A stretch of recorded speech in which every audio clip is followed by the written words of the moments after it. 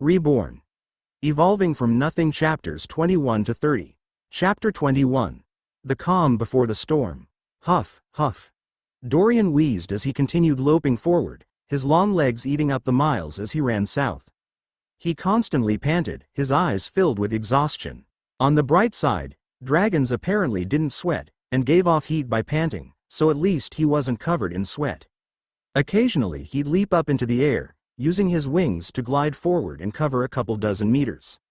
It was late evening, and he'd been moving for hours. As a master-class beast, Dorian's body was incredibly robust. In addition, his large size meant his stride was huge, and he'd managed to cover a large amount of distance in a very short time. The Thousand Oak Forest was very large, and teeming with life. Most of the beasts in there, however, had avoided Dorian once they heard him coming. Thanks to that, he hadn't encountered any other beasts, and managed to make it through without trouble. Below the Thousand Oak Forest was a large savanna, long, rustling grasslands that stretched for miles, dotted occasionally with a few trees. This area was, according to William, inhabited by many other humans. Indeed, as Dorian was running, he'd spotted a few of what looked like tribes of wandering nomads, setting up for the evening or night. They wore simple brown clothes, some with colorful details or additions. They all seemed to be rather short, even the tallest standing only 5.5 feet tall. The more south he went, the more civilized the land became around him. He'd already been forced to deviate from his path, to avoid charging too close to what looked like a small village surrounded by a high wooden wall. He'd already crossed several earthen roads, and made sure to avoid them at all costs. He had yet to run into any patrols, but he was sure they existed somewhere. Beasts no doubt came wandering into these converted lands, though they were far enough from the forests that he had yet to see any beast above Earth class. In fact, of the few deer or other creatures he'd encountered, most of them had been mortal class. Directly at the center of Dorian's sight, in the fading evening light, was his goal, motivating him onward. In the distance, an enormous pillar of land rose into the sky, where it disappeared inside a massive, blue portal. Even from the distance Dorian could make out faint distortions in space around the edges of this portal, the rippling spatial storms he had heard about. The pillar of land rose dozens of miles into the air before vanishing inside the portal, obscured from his sight. He's first spotted it more than an hour back. The massive edifice was visible from a huge distance away, a gargantuan landmark that was easy to track. He took another deep breath, feeling the exhaustion in his body almost overwhelm him. Thought he could see the giant world bridge, he was still very far away from it. He would collapse from exhaustion first if he tried to reach it in one go. Mentally, he cursed at himself for not thinking to absorb some type of flying creature's bloodline. If his current form was capable of true flight, he'd most likely be able to reach the bridge with ease. He shook his head. There was no use worrying over what he couldn't change. The widespread savanna had eventually been replaced by large tracts of farmland, stretching over for miles. It was becoming harder and harder to avoid contact with other people. "How much time do I have?" he muttered quietly, his eyes narrowed. His soul was giving off very faint waves that trembled through fate, apparently, according to that old wizard. Those waves were slowly dying down, and once they finished it would be much, much harder to track him purely using fate. The old wizard had put up some type of spell to protect him from being tracked, but that would only last a day or two. He needed to make the most of this head start he'd been given. Several more minutes passed. Gradually, Dorian's breath grew more and more ragged.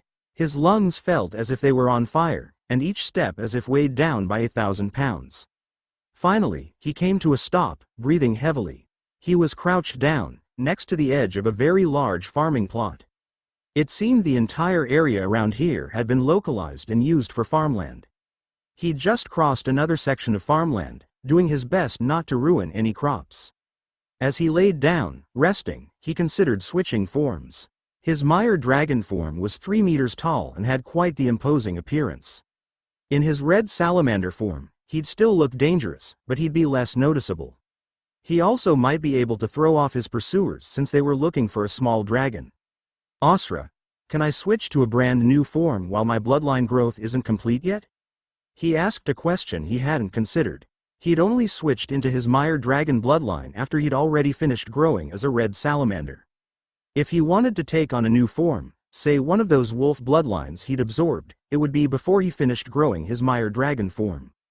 Yes, but all the energy you've stored to increase its growth will be applied to whatever form you switch to. The energy stored in his soul spell matrix remained stored until it was enough to advance a growth stage. He had over 1,000 points of energy stored in his soul right now, and if he used all of it on a form he wouldn't use, it would be quite a waste. He frowned. Exhaustion dampened his mind, however, making it hard to come up with a clear decision. Whatever, he grumbled aloud, shaking and stretching his body, still catching his breath. His Mire dragon form was his strongest one right now, and his fastest one. He would just stay in it till he got closer to the world bridge, and then switch to hide from the people hunting him. He slowly got to his feet, feeling his body shake. He looked down at his arms, and then shook his head. He was powerful, but he was not invincible. He needed to rest and recover. After running hundreds of miles in only a few hours, he was bordering on fainting from exhaustion. Dorian took a moment, scanning the nearby farmland. Everything around him was flat. Brown dirt, some green grass, and lots of planted crops of what looked like golden wheat. Occasionally he'd pass a small outcropping of trees, but most of the land here had been cleared away. This appeared to be a particularly large farm, so large that he could only barely spot a small building, several miles off to the south where the owners must live. He was at the edge of this farm, between this one and the one behind him. He sighed, and then looked down to the dirt ground beneath him. Fine. He stabbed down with his claws, and quickly ripped out a large section of dirt, making a large hole. As long as his hulking form wasn't visible from a distance, he should be fine. He grabbed a hold of a large chunk of the dirt as he clambered into the hole, dragging it over his scales to hide himself. It was a poor job, and would probably fool no one, especially considering his head and neck were still above ground. However, it would work for now, and he was just far enough under that his head wasn't visible above the various stalks of wheat. He drew his scaly arms over his head, and nuzzled in, falling asleep almost instantly, the fatigue he'd been combating finally overwhelming him. He'd climb the bridge tomorrow. I can't get a direct trace. Laura's voice was filled with frustration as she gestured angrily, glaring at the damaged valley. They had directly flown into the valley between the shattered peaks, wasting no time at all. As they were lowering down, a large, Grandmaster-class black-fanged panther had launched at them, antagonized. William had watched in awe as the man known as Lord Hadrian destroyed it with a casual wave of his hand, not even a full spell. A deadly ray of black lightning had flung off his body, striking and incinerating the beast in an instant. He had gulped when he saw this, his body tingling. He got the sense that the man before him was a deadly predator. Is there no change in the dragon's block on fate? Lord Hadrian responded as he squatted down, looking at a collection of ash and half-burnt sticks. He picked up a piece, studying it closely.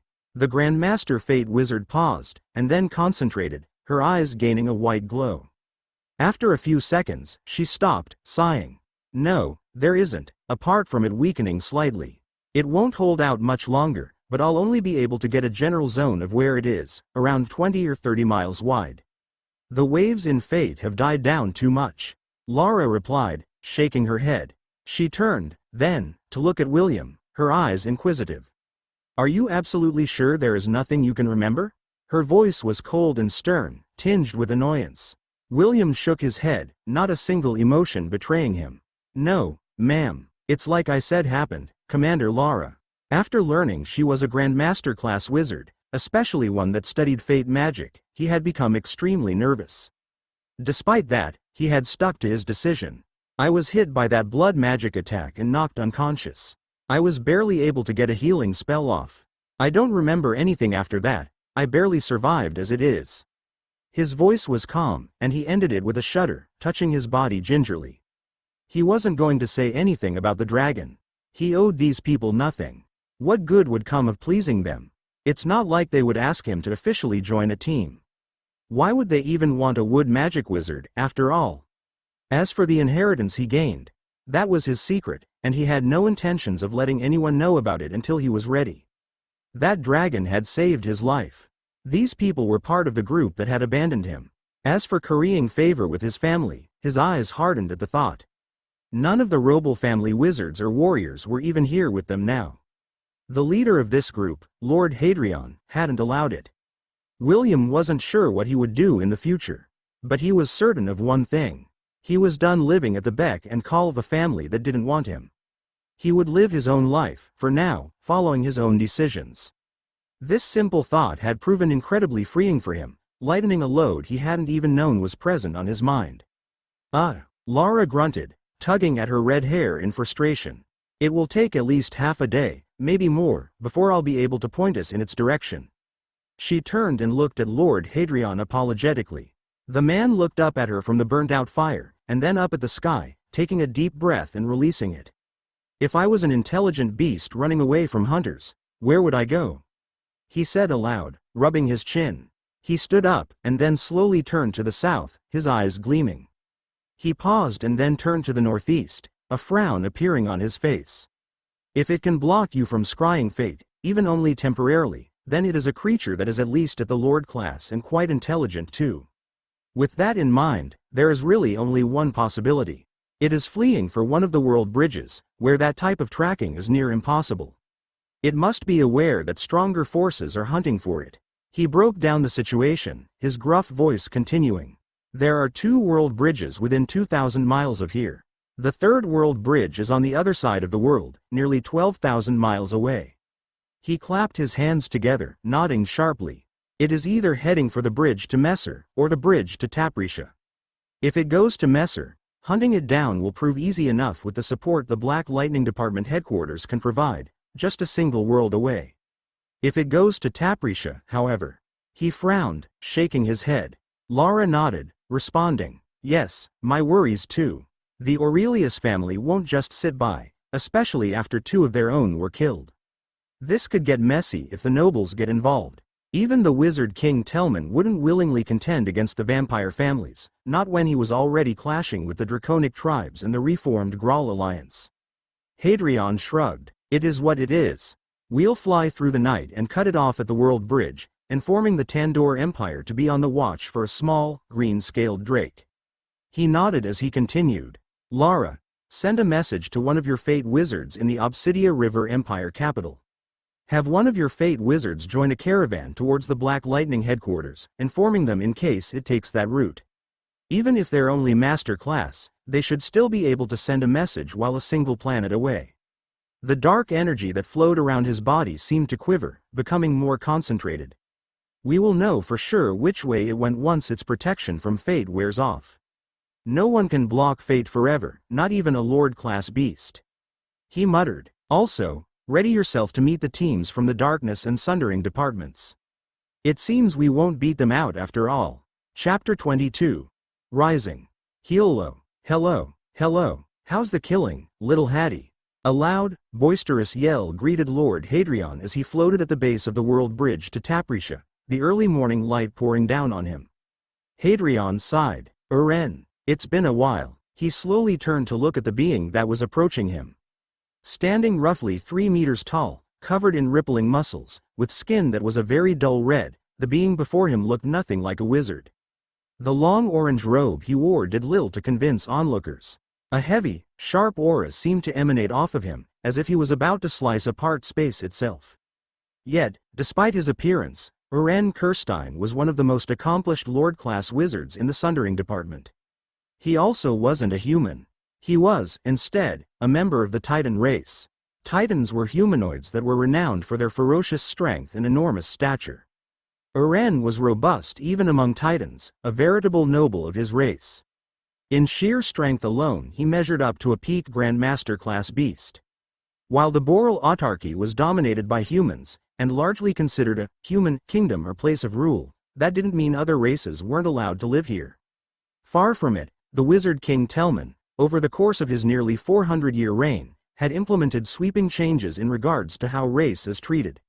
No matter what skin color or creed you believed in or had, all races and kinds were welcome in the autarky. The Sundering department was a department renowned for having non-human wizards, largely due to the type of magic itself. Sundering magic was one of the most offensive styles of magic in existence. Many beasts or non-humans appreciated this type of magic and the overwhelming attacks contained within. The chief reason, however, was the strain sundering magic had on the body. Casting even the most basic spells required a very robust physical form, but relatively low requirements in terms of magic sensitivity. Hadrian had recently killed a member of the Sundering Department, another Titan, but one that was suspected of, and eventually proven to be, a traitor. The battle had proven fierce, one that destroyed an entire mountain range, and earned him a huge amount of merit. As a result, however, his relationship with the Sundering Department had soured. Even if the Titan was a traitor, the fact that he killed a member of their department, and a fellow non-human, had spurred resentment. Ha ha ha, yes it is. Yes it has. The Titan had an odd manner of speaking, where he repeated himself for emphasis. A fierce grin shined on his mostly humanoid face as he glared at Hadrian. He had a short nose that had been broken before, a strong jawline, and powerful, piercing red eyes. His short, white hair was stark, and stood out. His tone was decidedly unfriendly. Uren was currently floating on a large, 10-meter-long black metal blade, in midair. A trio of beautiful women stood behind him, two dressed in the customary blue robes of the Fate Department, while one wearing a set of black leather armor that he didn't recognize. Faintly, he detected traces of curse magic from her. He wrinkled his nose at the scent. So where is this little beastie? Uren clapped his hands together, his eyes darting to the left and right. You have your own team, yes? Find him yourself. Hadrian's voice was calm and gruff. Having other Lord-class wizards with him would only be a good thing if he trusted them. Yes, exactly. To each our own. Another voice chimed in as another figure appeared. A man wearing a full set of black robes, with a high black belt wrapped around him. His face was covered with a simple dark mask and hood, blocking his appearance. His words slurred, slightly, as he spoke, a result of some unknown injury. He was floating in the air, only half visible. His form was shrouded in darkness, and no one else appeared to be with him. Shadow Mask. He nodded, acknowledging the Lord-class Darkness Wizard. The Darkness and Sundering Department were the two closest departments to his own, the Black Lightning Department. He knew almost all of his fellow Lord-class wizards in each department, having encountered many of them before on various missions. You all may SS stay here, asked the rearguard. My S-Shadows SS will hunt the Bass ST down and find it. Your S-Services SSS are unneeded. Shadow Mask's voice was raspy and filled with arrogance. Ha ha, ha ha, ha ha, not a bad idea, little Masky. Let this be a hunt for the records. A competition. The Titan Uren broke in, smiling ferociously. Neither he nor Shadow Mask appeared to be taking this quite seriously. Shadow Mask didn't deign to respond, instead vanishing from sight. The Titan Uren gave Hadrian a derisive look before turning, his enormous flying sword floating off towards the nearby capital of the Tandoor Empire, Yum City. Hadrian sighed again and shrugged, twitching his fingers. All around him, spreading out for miles, several small black lightning bolts flashed. After flying all the way to the World Bridge, Hadrian had set up a complex network of lightning particles, stretching into a huge, invisible bubble that surrounded the entire complex. The spell, known as lightning magic, electric field, was normally one that could stretch a few miles at most. He'd been forced to use lightning magic, greater amplify, to stretch it. Maintaining such a spell was tiring, but he had no other reasonable way to watch the massive world bridge that existed for dozens of miles. Any creature that moved into or out of the world bridge he was immediately aware of. The field also served to create an odd, unsettling feeling that drove away most wildlife, leaving only those that were at the Earth class or above. This particular world bridge was set like an enormous savanna, unlike the large river the world bridge to Messer held. His electric field not only covered the surface, but also several miles into the sky and underground. He felt an ache in his eyes. He rubbed them and waved a finger. Immediately, a small, glowing white pill appeared in his hand. A famed, light pill, produced by practitioners of light magic. Light magic and white magic were the two styles of magic that competed for the crown of greatest healing magic. Light pills were imbued with the essence of a high-class healing spell, and could be used to replenish one's energy. This particular one was created by a Grandmaster-class light wizard, requiring an entire day's focus. Using them to replenish one's energy to avoid sleep was an absurd expense, but he had little choice. He'd spread out his men, 6 Grandmaster Class Black Lightning Wizards, and a dozen Master Class Black Lightning Wizards, to help surround the huge world bridge, but he didn't trust anyone but himself to maintain a complete net. Lara's Fate Wizards were either working to find the Drake, or resting. The block on Fate was weakening, but it was gradually becoming harder to pinpoint the dragon. They'd managed to determine it was within a few hundred miles of the bridge, but that was it. For now, they would have to wait. In a small inn in Yum City, a mid-sized private bedroom currently fluttered with light. Blinding white light covered William's form as he floated in the air, feeling an incredible transformation rock his soul. Tens of thousands of symbols fluttered around his soul spell matrix, unfolding into complex patterns and mysterious shapes. His eyes shined as he felt his body tremble, ecstasy and joy flooding him. Tentatively, a small barrier of energy began to wrap around him, a transparent, almost invisible layer of protection. As this appeared, his soul underwent a qualitative change, becoming several times stronger. He had just undergone a baptism of the laws of magic, and broken into the master class. The past day and night had been a transformative one for him. After being forced to move alongside Lord Hadrian and the team hunting down that dragon, William had been unceremoniously dumped off in Yum City, the capital of the Tandoor Empire, extremely far away from his home in the Obsidia River Empire. During the trip here, and the entire night, William had stayed up going over the inheritance he had received from that strange fallen wizard. The more of the knowledge he read and absorbed from the cluster of symbols in his soul, the more and more it made sense.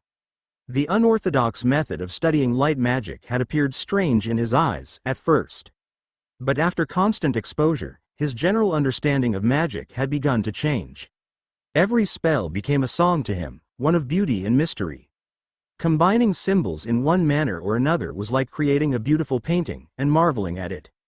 The dead wizard's past experiences in regards to light magic had flooded into his mind, the exact knowledge he needed to know appearing when he needed it. He was like a sponge, soaking up information at an incredible rate. He managed to break through the mortal class, the earth class, and the sky class in a single night. He relied upon his soul already being at the sky class to survive the brunt of this breakthrough. And, despite only then being at sky class, his understanding of light magic had managed to reach the master class before he was forced to stop, his head threatening to implode. Each class beyond master class, he knew, would require step-by-step growth. He'd only managed to break so in his understanding so quickly thanks to his soul already being at sky class. Still, to do this all in a single night, the powers gifted by the fallen wizard in his inheritance were truly absurd. Incredible, he muttered, waving his hands together. A beam of light jumped from one hand to another, moving at a fantastic speed. This beam was about the size of his hand, but only a few inches thick. This was a spell the fallen angelic class wizard had created on his own. A fantastic transport spell called Light Magic, Riding Light. He looked across the small beam and held it in his hand for a second, looking at his room. It wasn't too large, only about 8 meters across. A private, in-bedroom, with a small nightstand, a bed, and a few paintings on the wall. A hard wood floor covered by a plain rug. Nothing luxurious. He flicked his hand forward. As he did so, the small beam of light in his hand shot forward and landed on the opposite side of the room. As soon as it landed, almost instantaneously, his body vanished and reappeared, in the spot where he had sent the light beam. Awesome, William grinned, pumping his fist in the air. Light magic was truly amazing. As he considered this, his mind went to how he had obtained this, and his smile lessened. He looked down at his hands, and then clenched them, a decision made in his heart.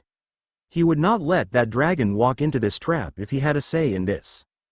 In a small, random field 24 miles north of Yum City, a 3-meter-tall green-scaled dragon appeared, rising in the early morning light. Dirt brushed off his scales, cascading down in a flood. Dorian yawned and stretched his draconic form, feeling a deep warmth in his scales. He pulled a random magic herb out of the spatial pouch he tied around his neck, sating his appetite and thirst. Magic herbs truly were a miracle food you could live entirely off of. He then turned towards the south, where the massive pillar of land that was the world bridge was located. His eyes flashed. Instead of asking Osra to do anything, he willed his body to change. Gradually his body began to shift, the green scales twisting, his arms and legs distorting. In just a few split seconds, his enormous 3-meter-tall body shrank to a much smaller, barely 1-meter-tall red salamander. In length, he was about 2 meters long, with heavy, plated red scales and a line of sharp spikes down his spine. His elder salamander form, Warajasv. It worked, he said aloud, completely butchering the words as he tried to speak. He realized, to his consternation, that he couldn't speak like normal in his red salamander form. The vocal cords of a red salamander were odd and didn't quite allow for it. He'd gradually come to sense that all the abilities Asra had were actually his own, coming from his soul spell matrix. Even Asra itself was merely a construct of his own power. If he was being attacked, it would be far too dangerous to have to ask Asra to change one of his forms to another. Rather, just by using his will, he could cause his forms to change. He smiled, his teeth pulled up in a snarl on his salamander form, and began to run south, in a path that would circle the capital and head straight for the World Bridge, doing his best to look like a wild beast.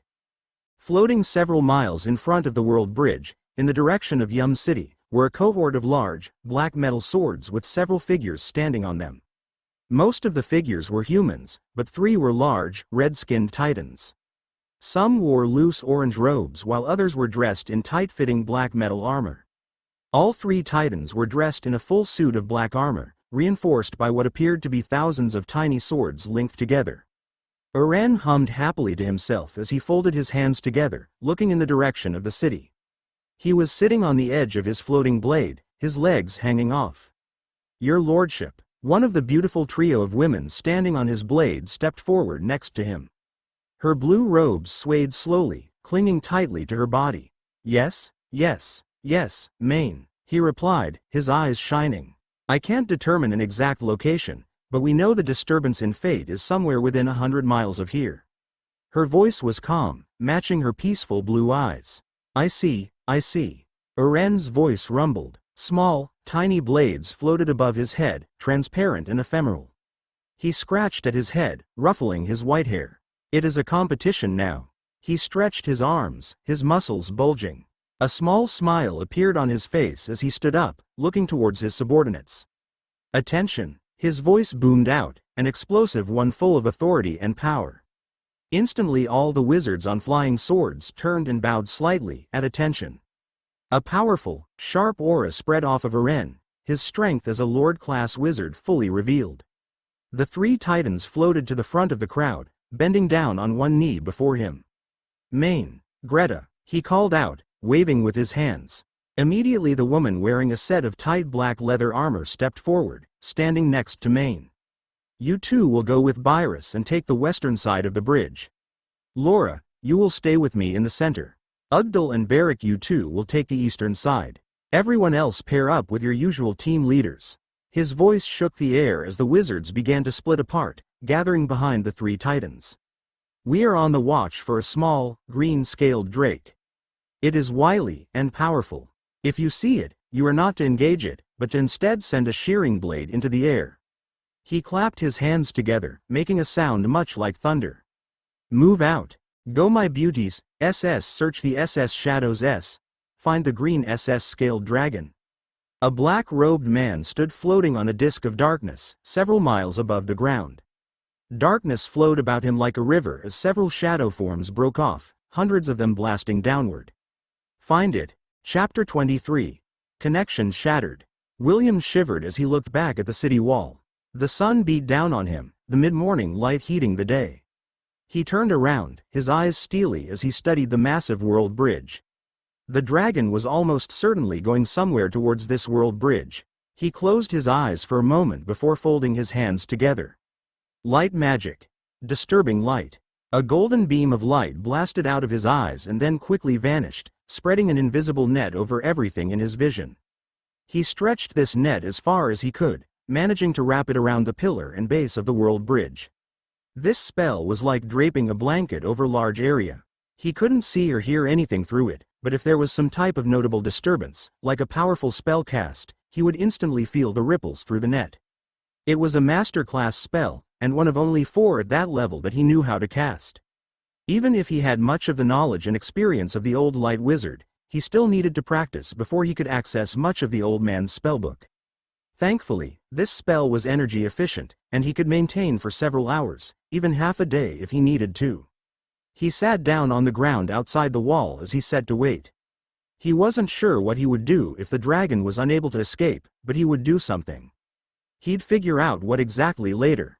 Oh my, watch out, guards, a beast. Dorian ignored the burst of screams as he thundered across one of the paths leading to the capital, wincing slightly. He'd already passed half the enormous city, sticking several miles off to the side. While the route he was taking was a bit out of the way from where he'd been, the world bridge was still directly in front of them, purely due to how massive it was. Unfortunately, the closer he got to civilization, the more and more people there were.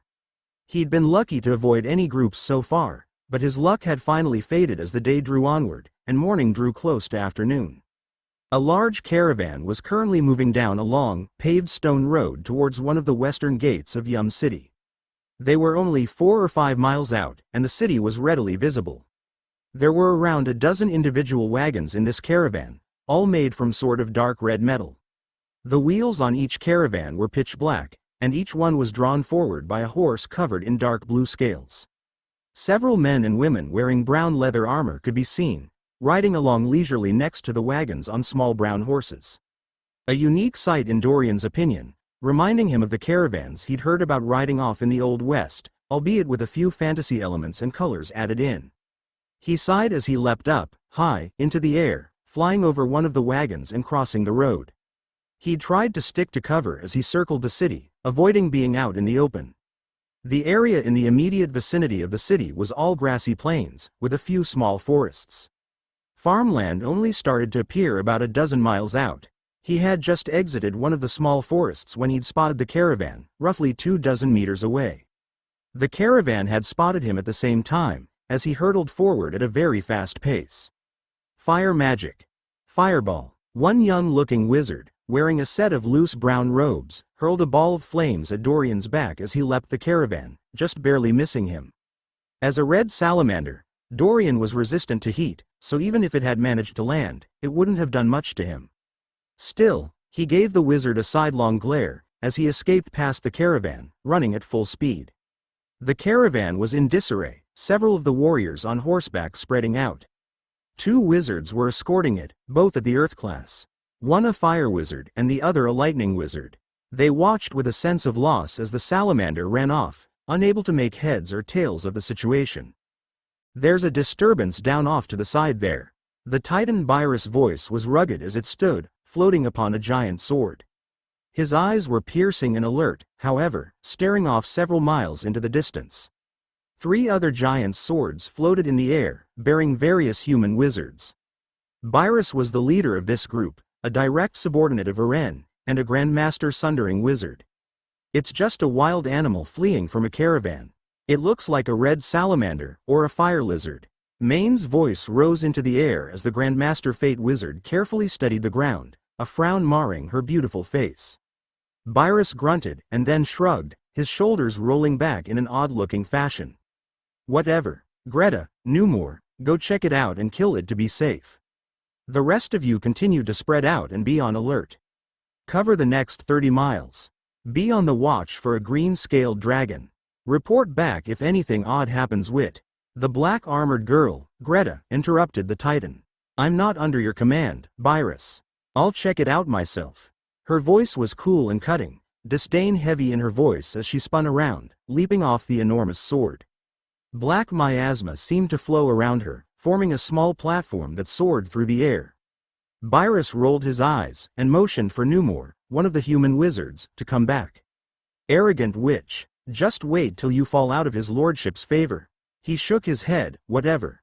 Leave her, keep spreading out, and maintain a clear perimeter. Remember, a small green-scaled drake is the target." Dorian's claws sank into the earth and then propelled himself forward, using every bit of momentum he could muster. His elder red salamander form was much stronger than it had previously been, due to the fact that his soul was at the master class. The stronger his soul, the more powerful his physical forms would be, even ones that normally finished their growth at a lower class. According to Asra, The density of his muscle fibers and overall strength had now reached just the minimum to be considered a master-class beast. He ducked under a few branches as he charged back into a small, grouped forest once more, relaxing slightly as he came under cover, hidden from the sky above. Just as he was about to charge through a thicket in the midst of the forest, a sort of sixth sense in the back of his head tingled. An incredibly odd feeling that he couldn't quite describe, but one that made him freeze and then dodge to the left. Whoosh! A split second later a black stream of gas stabbed into the ground where he had been, shaped like a spear. It maintained its spear shape despite its gaseous state, giving off an incredibly unsettling feeling. "Oh, you dodged that?" A woman with long black hair, dressed in tight, black leather armor landed on the ground next to the spear, picking it up. She had fine, delicate facial features, with dark blue eyes that gleamed. Dorian tumbled and rolled on the ground, twisting his body to a stop as he turned to stare at her, on alert. As he did so, he felt his spatial pouch slide off, landing on the ground behind him. "Damn it, is she with the ones hunting me? I'm in a different form," he thought, rattling his claws. "What?" Her eyes narrowed for a moment as she looked at the pouch that had fallen off him in confusion before she smiled, shaking her head, her mouth twisting into a grin. "Interesting. Let's see you dodge these." She folded her hands together and muttered something. An instant later, a dozen spears made of black gas rose into the air, all pointing to aim at Dorian. "Osra, what the hell is this?" he asked, his body trembling at the dangerous feeling those spears gave him. "Some derivation of curse magic, focused more on physical combat. The woman appears to be a human at the peak of master class, specializing in this type of magic." Osra's voice was cool. The genie in his soul spell matrix didn't have much information on things unrelated to bloodlines, and couldn't give a more detailed explanation. Before he could ask any more questions, the dozen or so spears of darkness shot forward, rocketing towards him and his surroundings. They were directed so that no matter which direction he dodged, at least one would slam into him. Dorian did the only thing he could think of, and threw himself forward. Whoosh! The spears of black gas shot past him, none of them managing to hit him. However, some of the black miasma from the spears spread into the air as they moved by, and landed on him. Instantly, he felt a horrible feeling of sickness, as if he was about to throw up. A terrible headache formed, and his vision grew slightly blurry. "Osra, how do I shake this? I thought I was immune to poison?" He mentally yelped, his thoughts racing ahead of him. "You've suffered some type of curse, a debilitating one." Osra's reply was quick. "How do I break it?" His reply was equally fast, the entire conversation lasting only a split second. "For temporary curses, you need to force the spellcaster unconscious, or move out of range of the attacker. For permanent curses, you will need to kill the wizard that unleashed the curse or break the curse directly with another curse magic practitioner or some type of healer." "What type is this?" he mentally queried, his heart pounding. "The effects of this curse were extremely unpleasant. I do not have enough information to accurately judge." By the time he'd finished talking to Osra, Dorian had completely moved forward out of range of the black spears of gas, and was only half a dozen or so meters from the curse magic wizard. The woman's lip curled up in a sneer. "Damn rat." She folded her hands together, readying herself to cast another spell. Time seemed to slow down for Dorian, his heart pounding unnaturally fast, as he realized how dangerous a situation he was in. He could very well die in mere seconds. His body was already starting to shudder, the effects of the curse weakening him. If one of those black spears had managed to land on his body, he would probably already be dead. He did the only thing he could think of. His chest swelled up as he rumbled forward, hurtling towards the female wizard. Lesser emerald flames. A blast of green flames spread forward, engulfing the curse wizard. The green flames clung to, and surrounded, her body, clasping onto the innate barrier masterclass wizards had. Colliding with that barrier at point-blank range, and melting through it. Draconic fire? That's impos. Greta's last words were cut off, a look of sheer terror appearing on her face, as the flames finished melting through her barrier, and slammed directly into her, killing her instantly. A split moment later, Dorian felt the curse on his body lift, restoring him to his normal condition. Dorian stumbled to a half, tripping and stepping through the green flames as he forced himself to slow down. His chest was warm, and a feeling of tiredness settled on his shoulders at using the ability. He froze for a moment, slowly turning his head and staring at the corpse of the once beautiful female wizard, still burning with his lesser emerald flames that were only now starting to go out as they ran out of energy. They emitted no smoke, and the energy within them was extremely contained. In the 30,000 worlds, the largest superpower was the Boral autarky, controlling a bit more than 10,000 worlds. The second largest power was the Draconic tribes. Between all 12 tribes, they controlled roughly 7,900 worlds. An enormous number that, while less than their human counterparts, was still massive in scope. One of the key reasons why the Draconic tribes were so powerful was because of the awe-inspiring abilities that almost all Draconic bloodlines had. Draconic fire, in its various iterations, was a particularly well-known ability. All types of Draconic fire were incredibly potent, many with unique characteristics. One thing all types of Draconic fire had in common, however, was that the flames were devastatingly effective in shredding the innate barriers made of innate energy that protected wizards at the master class and above. It was because of this that even the most confident of wizards would learn several defensive spells, especially in situations where they may face off against dragons from the Draconic tribes. Dorian took a deep breath, his heart trembling as he stared at the body. He swallowed hard, his eyes unwavering. He closed them for a long few seconds, and then opened them again. This was the first time he had ever killed a human being. The abruptness of everything was unsettling, it had happened so fast. He took another deep breath and then let it out. He then bowed his head towards the corpse of the woman for a brief second before turning around, and continuing his jog towards the world bridge. There was no time to waste or squander. He couldn't afford to let himself get emotional right now. He could still very well die here. He snagged his spatial pouch on the way, deciding to tuck it into his armpit, tying it around his arm and shoulder to hide it. He didn't want it damaged, and now that he considered it, a wild beast running around with a spatial pouch was probably an unusual sight. Dorian then lowered his pace slightly, making it look as if he was just a wild animal out prowling. His eyes were narrowed, and his mood grim. He was only a few miles away. The huge Lord-class Titan Eren felt a tiny signal go off in his mind, as if some connection had just been shattered. He frowned, looking up from his constant examination of the world below him, near the capital of the Tandoor Empire. He scanned the skies to the left and right. He didn't see anything out of the ordinary. He motioned behind him. Laura, do a quick scan of fate on your sister and Greta.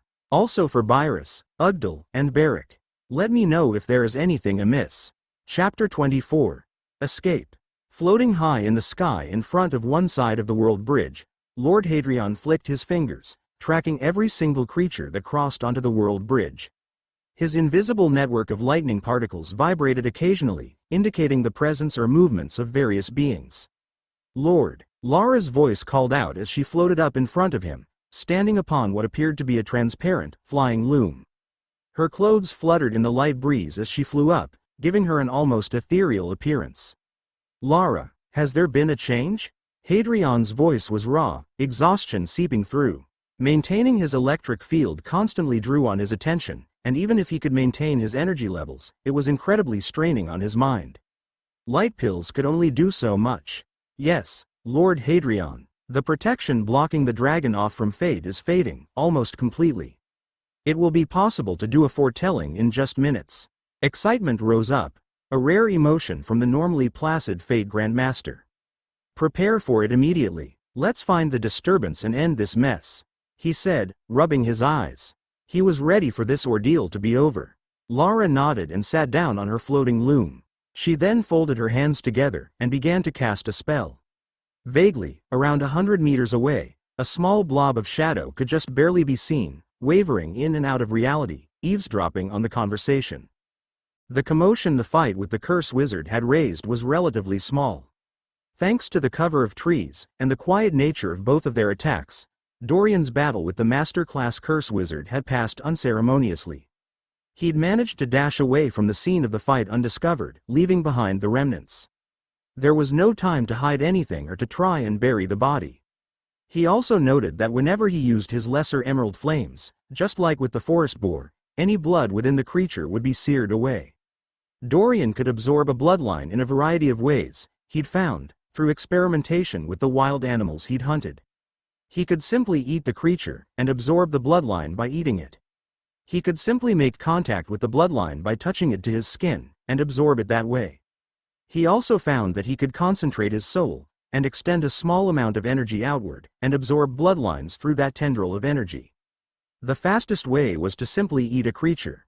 Absorbing bloodlines by touch took time to absorb any large amount, and absorbing bloodlines through a tendril of energy was straining on his mind. He shrugged, shaking the thoughts about bloodlines from his mind. His lesser emerald flames were very strong and dangerous, but it had its downsides as well. He wondered how powerful the non-lesser version of emerald flames would be. From the wizard's reaction, the fact that he was able to cast these flames while in his red salamander form had been extremely astonishing. It could serve as a powerful surprise weapon in the future, he realized, his thoughts grim.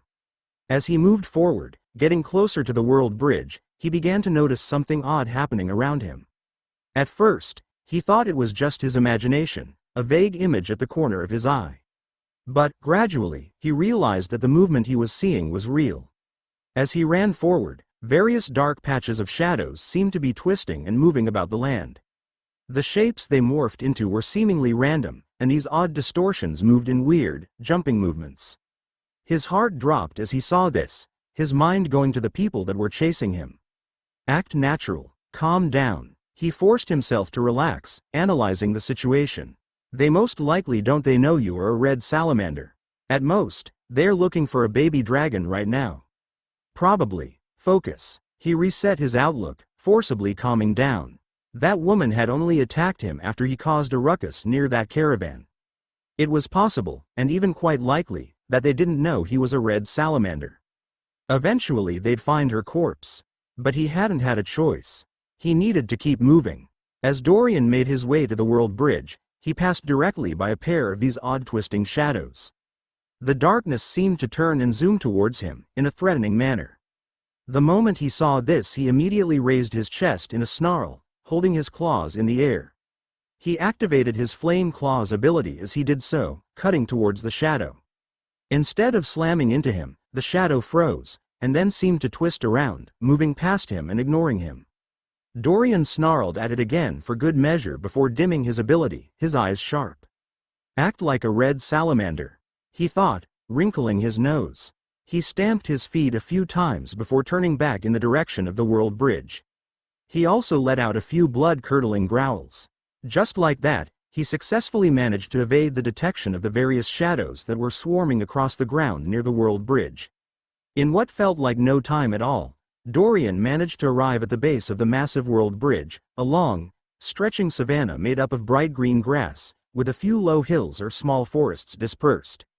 Looking up at the world bridge was incredibly disorienting. It was a huge pillar of land that rose straight upward, into a chaotic-looking portal where space itself was ruptured at the edges. As he reached the base, Dorian felt gravity begin to shift. His entire body tingled as the direction of down changed, transforming to be at the center of the enormous world bridge. The feeling was incredibly unsettling, and an experience Dorian had never felt before. At the same time, he felt a heavy, threatening feeling, as if he was about to be struck by lightning. His eyes widened as he spun around, trying to focus on the threat. After several moments, nothing happened. The same threatening feeling was there, but no one was visible in his sights. No matter what he did, the feeling remained unchanged and nothing appeared. After a few moments he grunted and then continued moving forward, trying to casually act like a salamander. Hadrian continued to scan any of the creatures moving onto the world bridge, his eyes alert. The electric field continued to drive away the weak or easily frightened beasts, leaving only those that were brave or chose to ignore it. He felt a strong, at least sky-class, iron condor fly on the opposite side of the bridge, twitching slightly as it came into contact with his field. A few Earth-class spring deer moved in a herd and quickly fled onto the bridge, running away from the electric field. Most of the weak beasts had fled away from the bridge, his electric field scaring them off. His eyes narrowed briefly as he considered a red salamander, a particularly strong and powerful-looking one, clamber onto the bridge only a few miles away from him. It was pretty rare to see any red salamander that managed to grow that much, he noted. It must be at least at the Earth class, maybe even the Sky class. His focus was interrupted as Lara chimed in. I'm getting a reading. I'm getting a reading. Her voice was ecstatic. Hadrian's eyes narrowed as he clenched his fists, a hint of excitement rising in him. It's close to the bridge. The protection is almost faded, it's about to break. She breathlessly uttered, white light glowing from her eyes. Dorian took a deep breath, and then steeled himself. He turned back behind him once and bowed his head slightly, grateful not only to have a second chance at life, but for the various things and people he had encountered or experienced. Even the bad. Today had been a hard day, but it was one he would walk away from in one piece, it seemed. I've got it. I've broken through, Lara cried out, and then immediately focused on casting her foretelling, following the strands of fate that connected to Dorian. Quickly, pinpoint the location of the dragon, Hadrian urged, small black lightning bolts starting to form around his head. He glanced at the red salamander again, his focus drawn to the last thing he'd detected. I'm trying. Almost there, she responded, raising her hands. Faint symbols appeared in the air.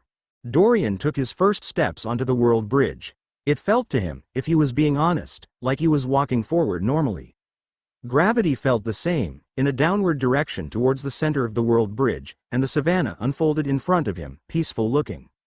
Now that he was up close, he could see a few jagged lines cut into it, remnants from the infrequent spatial storms that very rarely stretched down to the base of the world bridge.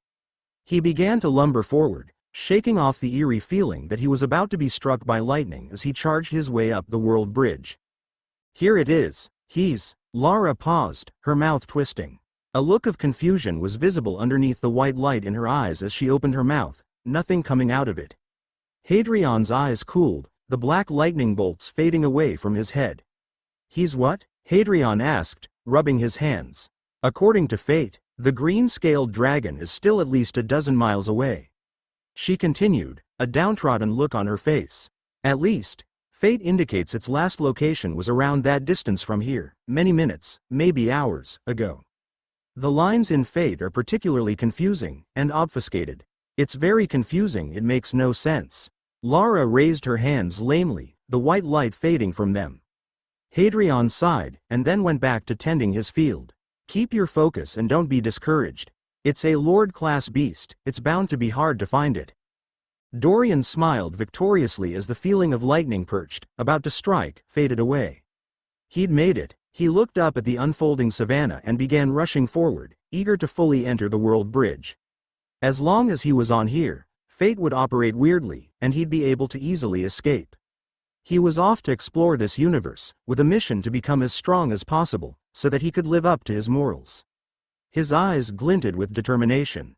Above him, or rather, directly in front of him, the portal that connected the world bridge to this world fluttered, a wavering mass of spatial tears. Dorian studied it as he loped forward, his eyes alert. Lord Uren, Laura's voice was quiet as she spoke, shaking. She trembled upon the Titan's flying sword, her eyes downcast. Laura? Uren looked up from his scanning of the forest below, turning his head slowly. Perhaps unconsciously, he tensed up as he stared at her. What is it? His voice was calm and steady. I've checked the fate of everyone. Your Titan subordinates are fine, as is Maine. Greta, however, she paused, her voice trembling. What is it? His voice didn't contain a trace of mirth, his eyes boring into Laura without emotion. Her fate, I can no longer read her future. Her thread is no more. I have her last location, however. Laura gulped, her body shaking. Uren's eyes widened. His fists trembled as a heavy aura began to surround him. A dozen emotions flashed across his face as his mouth twitched up in a snarl. Laura's face flushed red in light of this, as if she was about to collapse. Just as quickly, this aura was contained, tightly controlled by Uren as he stepped forward, catching Laura. Shish, it's okay. The way he spoke was odd, his tone unnaturally calm. He held her gently, patting her head softly. His eyes remained emotionless. It's okay, he continued, lead me to her. Lara sighed, frustration filling her heart. She simply could not understand the signals fate was giving her when it came to the green-scaled dragon they were hunting. Just as she was about to try again, however, her eyes glowed a purple color, and she abruptly froze. She proceeded to kneel on her floating loom immediately, her voice filled with respect as she caught Lord Hadrian's attention. I've just received a direct command from the headquarters. Chapter 25. Giving Death. The Lord-class Black Lightning Wizard stood still, his eyes widening. An order from the headquarters sent from this distance? Even sending an order from a single world away required an extremely skilled Fate Wizard. The Black Lightning headquarters was at least 2 worlds away, and across one of the longest world bridges in the 30,000 worlds. That could only mean this message had been sent by someone that was at least a pseudo-king-class Fate Wizard at the bare minimum. It's from the Fate headquarters, on the order of the Wizard King himself. Lord Hadrian blinked, and then put his full focus and attention on Lara, no longer wasting his time with stray thoughts. Relay it, immediately. Immediately Lara began to speak. A mid-king class? All teams are to pull back immediately? Shadow Mosk's eyes widened, and he immediately clapped his hands together, darkness rushing towards him as he floated in midair. He stood flying where he had been this entire time, gazing down upon the world while his shadowy creations searched for the green-scaled dragon. Shadow Mosk's eyes widened even further as he listened in to the report Lara was telling Lord Hadrian. A direct command, sent down from the Mad King himself. The shadowy blob that was eavesdropping on Lord Hadrian and Lara vanished, dissipating in the air. Come, my SS Shadows SSS. Retreat immediately. We are leaving? The dark figure pulled out without a second thought, his only concern his own safety. We're to pull back immediately? The beast is suspected to be a king-class dragon? Uren's eyes were bloodshot as he listened to Lara's report, one of his 2 Grandmaster Fate Wizards. He was currently standing in a small, forested area on the ground. Behind him, pale-faced and frozen still, not daring to move, stood the form of Byrus, one of his Titan subordinates, and Maine, his other Grandmaster Fate Wizard, as well as a few subordinate wizards. Just moments ago, Lara, the Grandmaster Fate Wizard by Hadrian's side, had sent one of his own a message through Fate, informing Lara and Maine of the orders from the Wizard King himself. The huge Titan shook with rage as he stared down at a small, burnt corpse, an insane light glowing in his eyes. Lara continued to relay the message. It can transform? As he heard this tidbit from his Fate Wizard companion, a deadly calm seemed to suffuse the Titan. A light of understanding appeared in his eyes. He slowly turned to the south, towards the direction of the World Bridge. If it truly was a king-class beast, there is no way it would be running away. It would simply destroy anything in its way. He clenched his fists, unwilling to back down. Sundering magic. Bore. Boom. With a casual wave of his hands, the forest before him was obliterated, 3 dozen trees blasted into wooden shreds, clearing out of the way. His subordinates all stumbled backwards, the small shockwave from the strike knocking against them. Before Uren, in clear view, was the enormous land pillar that was the World Bridge. He turned away from the World Bridge and walked over to the burnt corpse lying on the ground. His massive, 3-meter form shivered as he crouched down, kneeling. My beautiful Greta? He hugged the corpse gingerly, his hands moving with care. He held her body to his chest for a brief moment, a single tear falling down his cheek. A long moment passed as the enormous Titan lay still. Eventually, he placed the corpse down, wiping the tear from his face. His eyes were cold and dispassionate as he looked down at the burnt body. Sundering magic.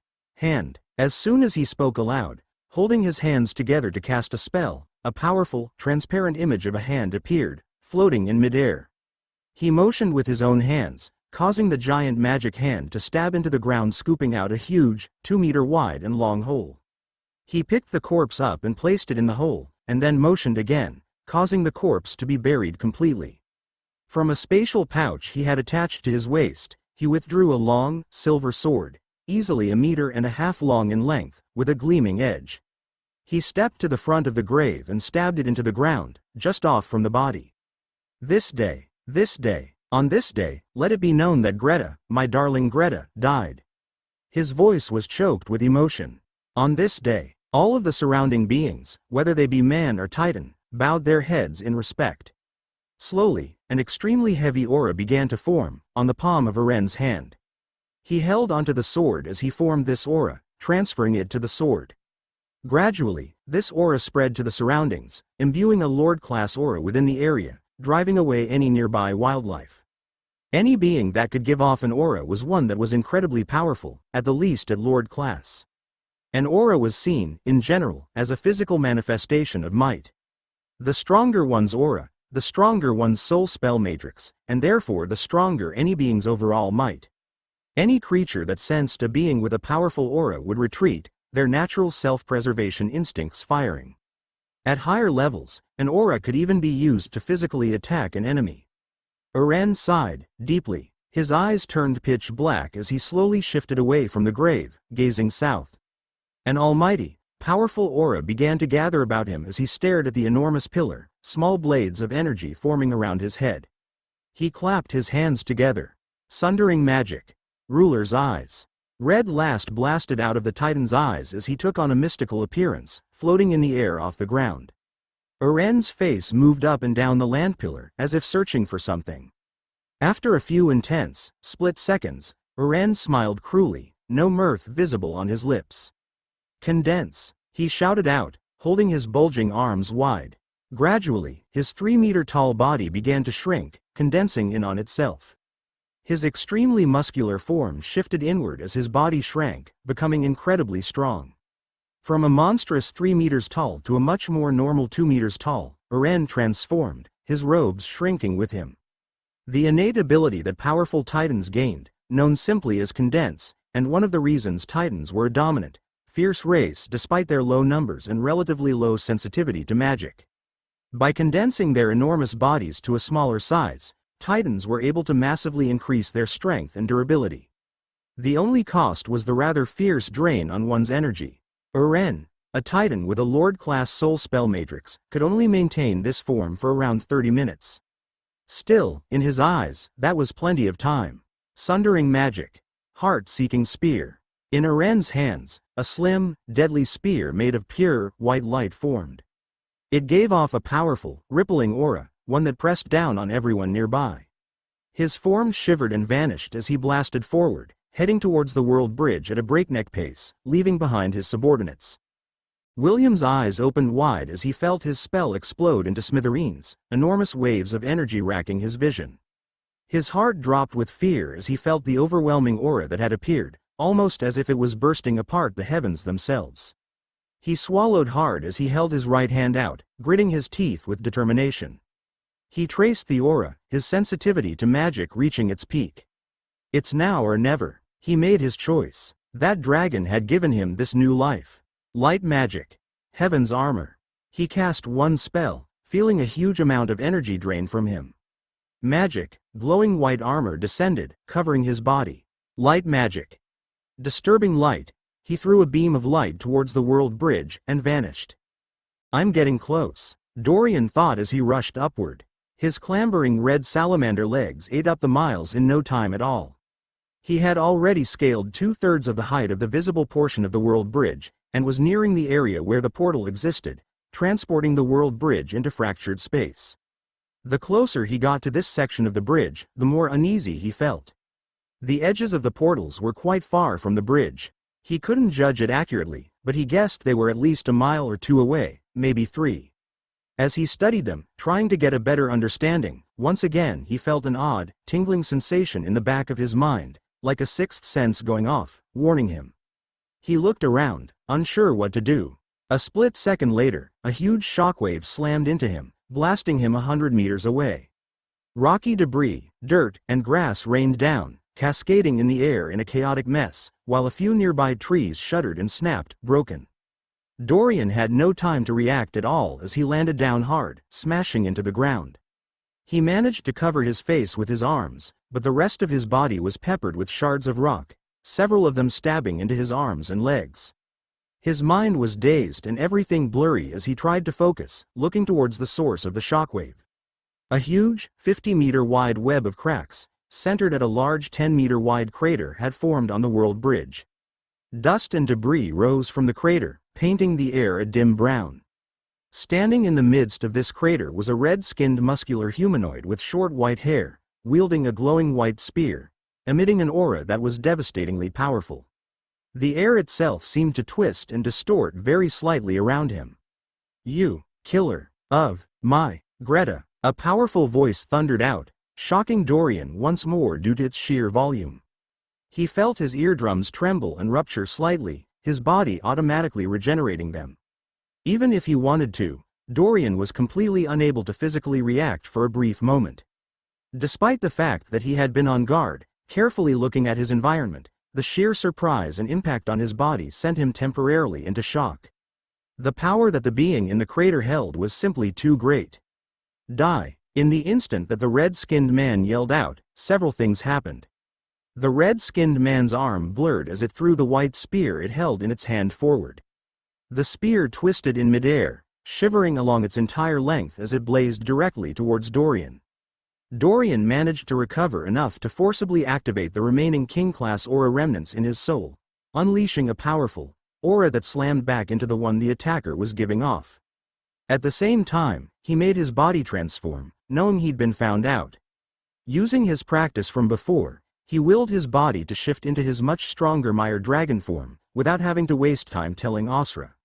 The transformation took only an instant, his red salamander form stretching and expanding, elongating to that of a 3-meter large emerald-scaled dragon. The aura he unleashed caused the man to stumble back, his eyes shaking. He leapt backwards more than 100 meters, temporarily retreating. The white spear crossed the distance between Dorian and the red-skinned man in a fraction of a second. Before that fraction of a second ended, however, another person appeared. A man wearing a plate of glowing, white armor, giving off a faint, calming light, came into existence right in front of the flying spear, just a few meters away from Dorian. The man's hands were held out in front of him, as if he was trying to block the spear. He looked like a heavenly angel from legend, mysterious and calm. Thud, whoosh, the spear collided with the figure in white armor, slipping between his hands. Immediately the man was thrown backwards, colliding with Dorian. The armor seemed to absorb the majority of the force, causing Dorian to fall only a few meters. A small shockwave rang out at the impact and speed of the attack. A ringing sound echoed in his ears as his visions wavered and then restored itself, his hearing gradually creeping back. Dorian, for the second time, struggled to his feet, his heart pounding. He continued to give off the awe-inspiring aura of a king-class beast, the remnants he had absorbed from the dead wizard's bones. He glanced around blearily, trying to get his bearings. The man who had saved his life lay on the ground next to him, a large white spear struck through his chest. His white armor was crumbling, glowing particles from it dissipating in the air. After a moment, the spear vanished. Slowly, that glowing white armor faded, revealing a face Dorian recognized. A slim, handsome face with piercing blue eyes and a warm, friendly smile. The face of the wizard he had saved, left behind in that forest. He stared at the man in complete shock. "William?" he sputtered out, in disbelief. "You saved me?" William Roble glanced up, an exhausted look in his eyes. His face was pale as he grabbed at his chest. The spear had drilled a large hole straight through his heart, shattering his innate barrier in an instant, even through the strongest protective spell he knew how to cast. Blood began to spurt from the wound, a gruesome sight. He shrugged as he looked at Dorian. Yeah, he coughed, blood spattering out of his lips. "Yeah, I did, though it might all be pointless in the end. I did." The young wizard in his 20s gave him a crimson smile, filled with pride. "Why?" The only question Dorian could think of as he stared at Will, his draconic body shaking. The wizard gave him an even larger smile. Because it felt like the right thing to do. His eyes gradually closed, and his head laid back. His chest rose once more, and then fell, and did not rise again. Chapter 26. Taking Life. The human brain can survive anywhere from 3 to 6 minutes after the cessation of blood circulation and breathing. Any amount longer than this will cause permanent injury or death. Dorian had learned this tidbit in a health class he had taken, back on Earth when he was in college. He didn't know if the same logic applied here, in the strange universe. This thought rocked in his mind as he stared at William's body, shaken to his very core. A man, almost a stranger, had just given his life to protect him. True, he'd saved this man's life earlier, but he hadn't expected anything from William. To have someone sacrifice their life to protect you, it was a feeling he had never experienced before. Time seemed to slow down as he slowly looked up, looking towards the red-skinned man that had just attacked. And then back to William's unmoving body. Dorian's heart seemed to freeze. He felt his mind enter a cool, calm state. He began to analyze everything around him, his thoughts racing at a supernatural speed. Power, power. I need power. If I had power, none of this would have happened. None of this would have happened.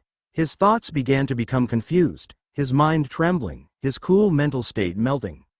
I need power. I need power. His soul itself began to tremble. He could not protect himself. He could not protect others. Someone had already died to protect him. I just wanted to live. I didn't want to hurt anyone. I didn't want anyone to die for me. I didn't want any of this. I did not want any of this. His voice screamed inside his head, reverberating throughout his soul. His eyes began to emit a small, white light that gave off a very minute, pure aura. Something inside Dorian snapped. My soul twists fate, he thought, staring back up at the red-skinned man. Fate is affected by my will. My will. Faint reverberations began to emanate from his soul, so faint as to be indiscernible, even to Dorian himself. Come forward. Shit, Eren muttered, his normally red face flushed a dark shade, fear and anger mixed between him. It's actually a king-class beast. The aura the dragon gave off in front of him was impossible to mistake.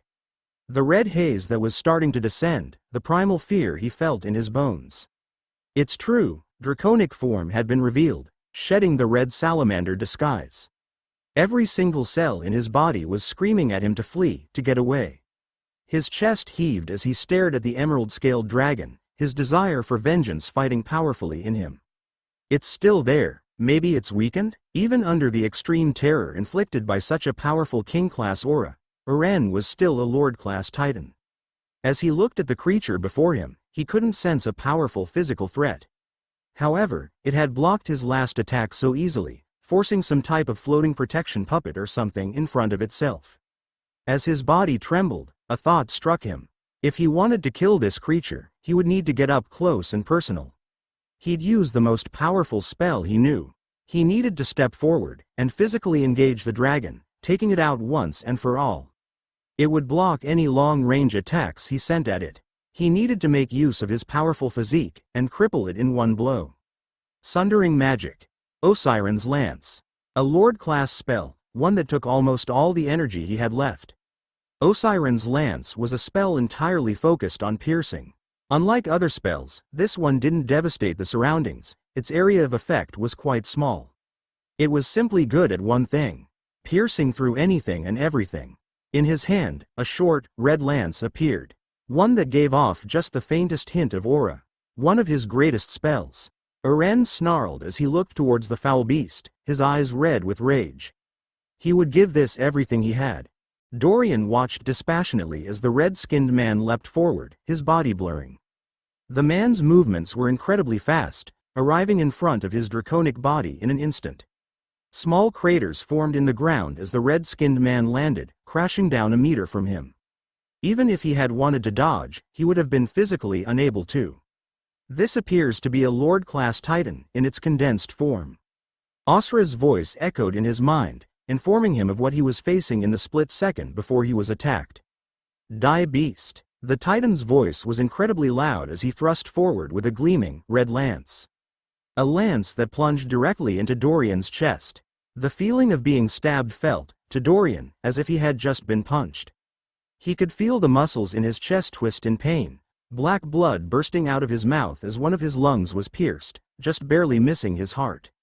His body was smashed backwards several meters by the force of the impact, but the spear remained within him, as did the being in front of him. The red spear pierced cleanly through him without even the faintest hint of resistance, still clutched in the Titan's hand. It was almost like his scales, bones, and muscles didn't exist at all, and the spear was simply stabbing into the air.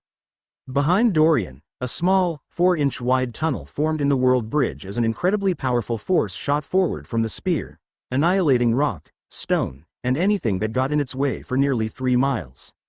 Blar. Even more blood exploded out of his mouth as the man twisted the lance, glaring down at him. Dorian looked at the Titan, his draconic mouth stretched up in a twisted, mirthless grin. You should have gone for the head. Asra, absorb him, he mentally roared. The safeguards left by High Asra began to respond. Absorb him. Dorian cut Asra off, taking command and willing with every fiber of his being. A blinding flash of white light shot out from the very depths of his soul, obeying his commands. One of his 2 remaining absorptions activated. This light completely encompassed the red-skinned man in front of him. The moment it did, a look of sheer terror and horror appeared on the red-skinned man's face. What, magic, divine? Before he could finish speaking, his body seemed to shiver. A moment later, the red-skinned man fell apart, his body turned to ash. Dying without a chance to resist. The lance in Dorian's chest vanished instantly, only the gaping wound remaining. As the red-skinned man died, Dorian felt something come crashing down upon his soul. An enormous, heavy weight, crushing down onto him, as if 1,000 mountains were perched upon his shoulders, holding up the weight of the world. The very essence of his body and soul seemed to creak, about to snap. He ignored this feeling as he dragged his body forward to lie on the ground, next to William's body. He rested his right claw on William's chest, looking at the gruesome hole in his chest. The wizard's body was ruined, perhaps irreparably. His entire heart had been destroyed, as had much of his chest and lungs.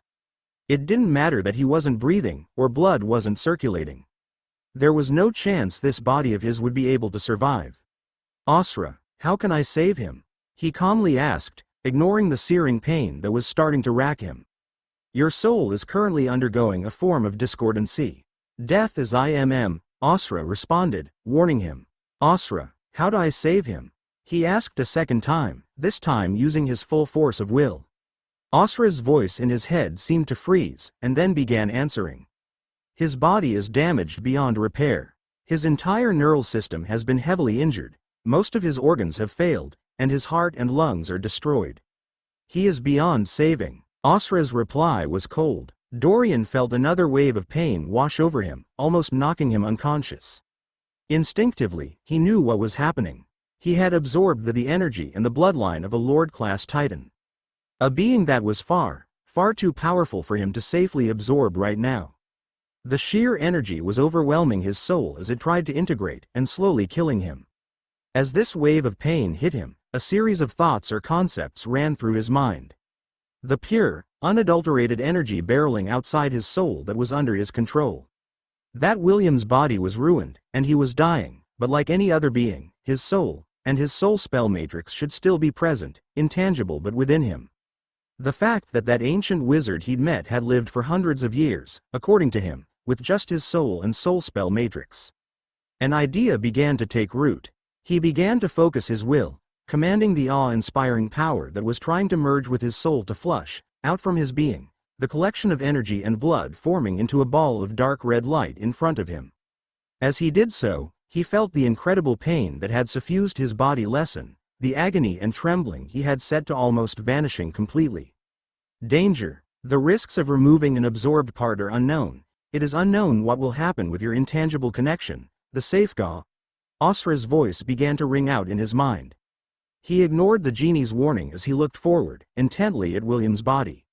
Work, he willed, his mind focused. Once more, faint reverberations shook out from his soul, indiscernible even to him. Combine, absorb together bind. His mental voice grew louder and louder as the small ball of dark red light began to vibrate. For a single second it seemed frozen still, and an instant later it shot forward, crashing into William's chest. A tense moment passed. Dorian felt blood begin to spurt out of the large hole in his chest, his body trying to regenerate from the fatal wound. He began to become lightheaded, his head starting to feel dizzy. Gradually, a new orb of light began to emerge from William's chest. One that was faintly transparent. A large, foot-long transparent red orb. One that seemed to be covering, like a cocoon, a much smaller, opaque, white orb. As soon as this orb finished emerging, it snapped backwards as if on a string towards Dorian, colliding with his own chest, and seamlessly slipping inside. Instantly his mind felt a connection form. This orb of light mentally appeared next to his own intangible soul, side by side. No longer did it try to overwhelm his soul. As soon as it settled in successfully, Dorian felt a warm, calming stream of energy seep into his soul, much less than the amount from before, but still a huge amount. Asra's voice rang out in his mind. Evolving to Meyer Dragon's third G. Asra cut herself off, abruptly, and then continued. Evolving to Mire Dragon's fourth growth stage. Chapter 27. A Victory Moving Forward, End of Volume 1. He's dead. Hadrian's voice was quiet, tinged with a hint of shock as he felt Uren's presence disappear. Uren was a brutal opponent, extremely focused on physical combat and spells that involved that, as were many members of the Sundering Department. Even Hadrian, if he were to face up against him, would be unsure if he would come out on top. In his condensed form, he was physically as strong as a pseudo-lord class beast, at the least. Low Lord? Lara's voice showed her shock deeply, her normally placid appearance nowhere to be seen. The battle had started and ended in an instant, from Hadrian's point of view. He had sensed Uren let loose, releasing his aura fully. Just moments later the Sundering Titan had landed on the world bridge, and attacked the disturbance in fate, somehow knowing what form it had hidden itself in. A devastating, overpowering king-class aura had been released, slamming into Hadrian a split second later. Just moments after that, Uren's presence disappeared completely. He was killed, without so much as a whimper. Signal to everyone. We are leaving, immediately. Right now, tell them to drop everything. A full-scale retreat. With a wave of his hand, Hadrian cancelled the electric field he had been maintaining, taking one last glance at the world bridge. Off in the distance, several miles up the bridge, he could just barely make out the scene of Uren's death. Let's get the hell off of this godforsaken planet. Evolving to Mire Dragon's fourth growth stage. Dorian felt his body flex and elongate, blinding light flashing around him. His body stretched, growing from 3 meters tall to a hulking 4.5 meters tall. His green scales took on an even more luscious color, glimmering and shining as his arms and legs lengthened. His wings expanded, growing into the full, several-meter-long wings a grown Mire dragon possessed, incapable of flight, but capable of long-distance gliding. He felt his bones grow outward and then seemed to shrink in on themselves, condensing. The muscle fibers throughout his body grew tougher and tighter, growing in power. He felt a raw, virile sense of strength in his body. In his head, a mental screen popped up. Mire Dragon. Growth stage, 4 quarters, Elder Mire Dragon. Growth progress 6232/0. Quickly followed by another screen. Ability. Emerald Flames, 3/3. Description. Emerald flames that sear through metal with ease, an ability found only within members of the Draconic tribe. The flames are aspected to the being that released them, and cannot damage oneself. Fully mastered. He pulled up his mental status first, before fully reading over the other updates. Dorian. Soul status. Soul stage. Grandmaster class. Middle. Health. Perfect. Energy. 82%. After his body evolved, reaching the fully grown stage of a Mire dragon, he had healed from his injuries. It seemed that any time he evolved forms, any physical injuries he sustained were rejuvenated. His soul had expanded as well, his soul spell matrix reaching the Grandmaster class. What separated a Master class beast from a Grandmaster class beast? As Dorian looked around him, he instinctively realized the difference. It was a matter of perception. His body had become stronger, he could feel that. The power in a fully grown Mire dragon was substantial. But as he looked at the world around him, he realized his perception had changed. It was like the world was running at a slightly slower pace. He could make out finer details in his surroundings, the clarity of reality had increased. His perception of time had directly been sped up, vastly increasing his reaction speed and his own personal abilities. He couldn't put a direct number to how much his perception of time had changed. But it was at least half again what it had been previously. He raised one of his green-scaled arms in front of him, glancing at the gleaming claws for a second. The sharp edges looked intimidating. His lesser emerald flames had grown with his body into the full-fledged emerald flames of a Mire dragon, a powerful fire that was effective in melting metal. He didn't know how strong they were now, but he figured he would test that when the time came. What was most on his mind, however, was the large red orb that had settled next to his soul within him. Asra, he said mentally, his eyes cool. What is it? Asra was silent for a moment before replying. I am unsure. I do not have enough data to reliably make a statement of fact. Okay, but if you had to guess, what does it appear to be? He frowned. It appears that you have managed to remove the soul and soul spell matrix of a human being at the master class. Not only have you safely removed it, you have stored it next to your own soul, using the remnants of a Lord-class Titan's soul and energy to shield it from decay. Asra's voice rang out in his head. Dorian clenched his claws together, a grim smile appearing on his snarling visage. How can I move the soul into a new body? He queried. Asra was silent for a moment once more, as if trying to come up with a response.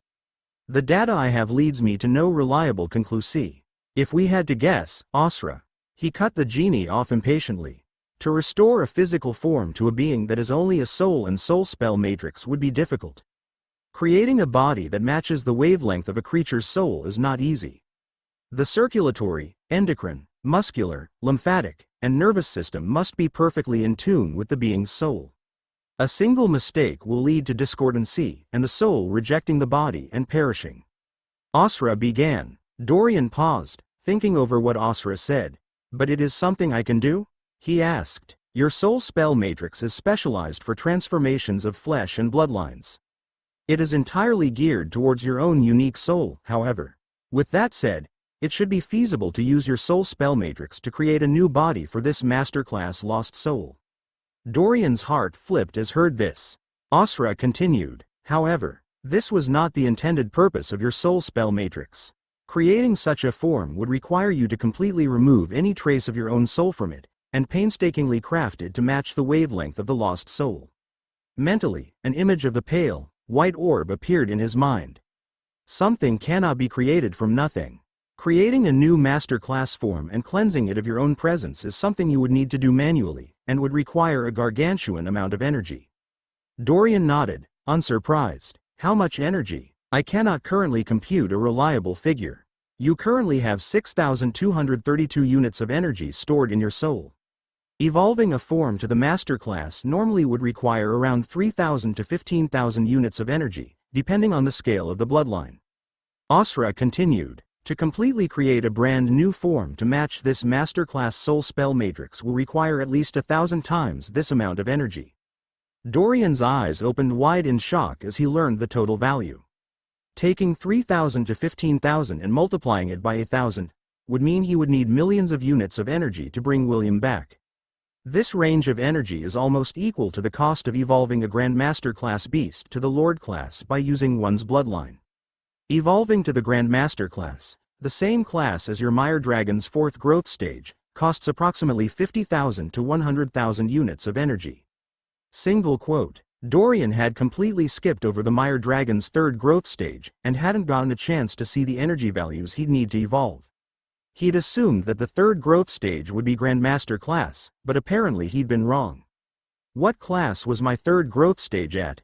He asked. The pseudo-Grandmaster class. Between each class, there is a stage where one has almost reached the peak, and is close to stepping into the next class, but not quite equal to a beast at the next level. These levels are known as pseudo classes.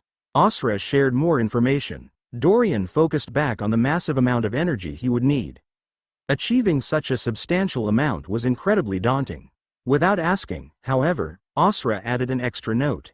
The energy barrier protecting the lost soul from decay is a temporary measure that will dissipate in around 13 months.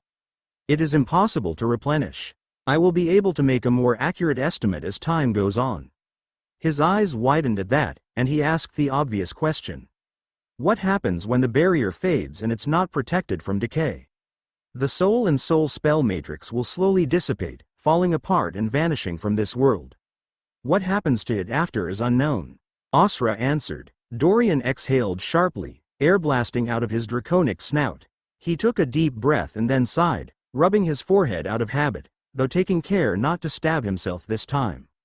Eating magic herbs or hunting low-class beasts wouldn't get him that much energy in time. He needed to obtain a huge, massive amount. Asra, how much energy would I get from hunting and absorbing a Lord-class creature? His eyes were calm as he asked, contemplating his future. Roughly 50,000 to 65,000 units of energy, though this can vary wildly for beings that study magic. If you use your last absorption, you should obtain roughly 2 to 3 times as much energy from the being, based on your past metrics. The genie replied coolly. If he chose to get the energy by hunting, he'd need to hunt down and kill dozens of Lord-class beasts, powerful creatures that were extremely rare in the wild. He had already almost died facing down a single Lord-class Titan, the one that was a wizard. The only reason he survived at all was because he used one of the absorptions he had come into this world with. And now he only had a single one left. Even Asra didn't quite know what his absorptions were or how they functioned, so as far as he knew now, there was no way to replenish them. Dorian sighed. He took a break from asking Asra questions, looking over at William's dead body. He walked up next to it. Blood had pooled all around it, the massive hole in the chest causing the rest of his torso to cave in. A gruesome sight. He slid a claw into the pool of blood, absorbing it in case he needed it to create William's new body.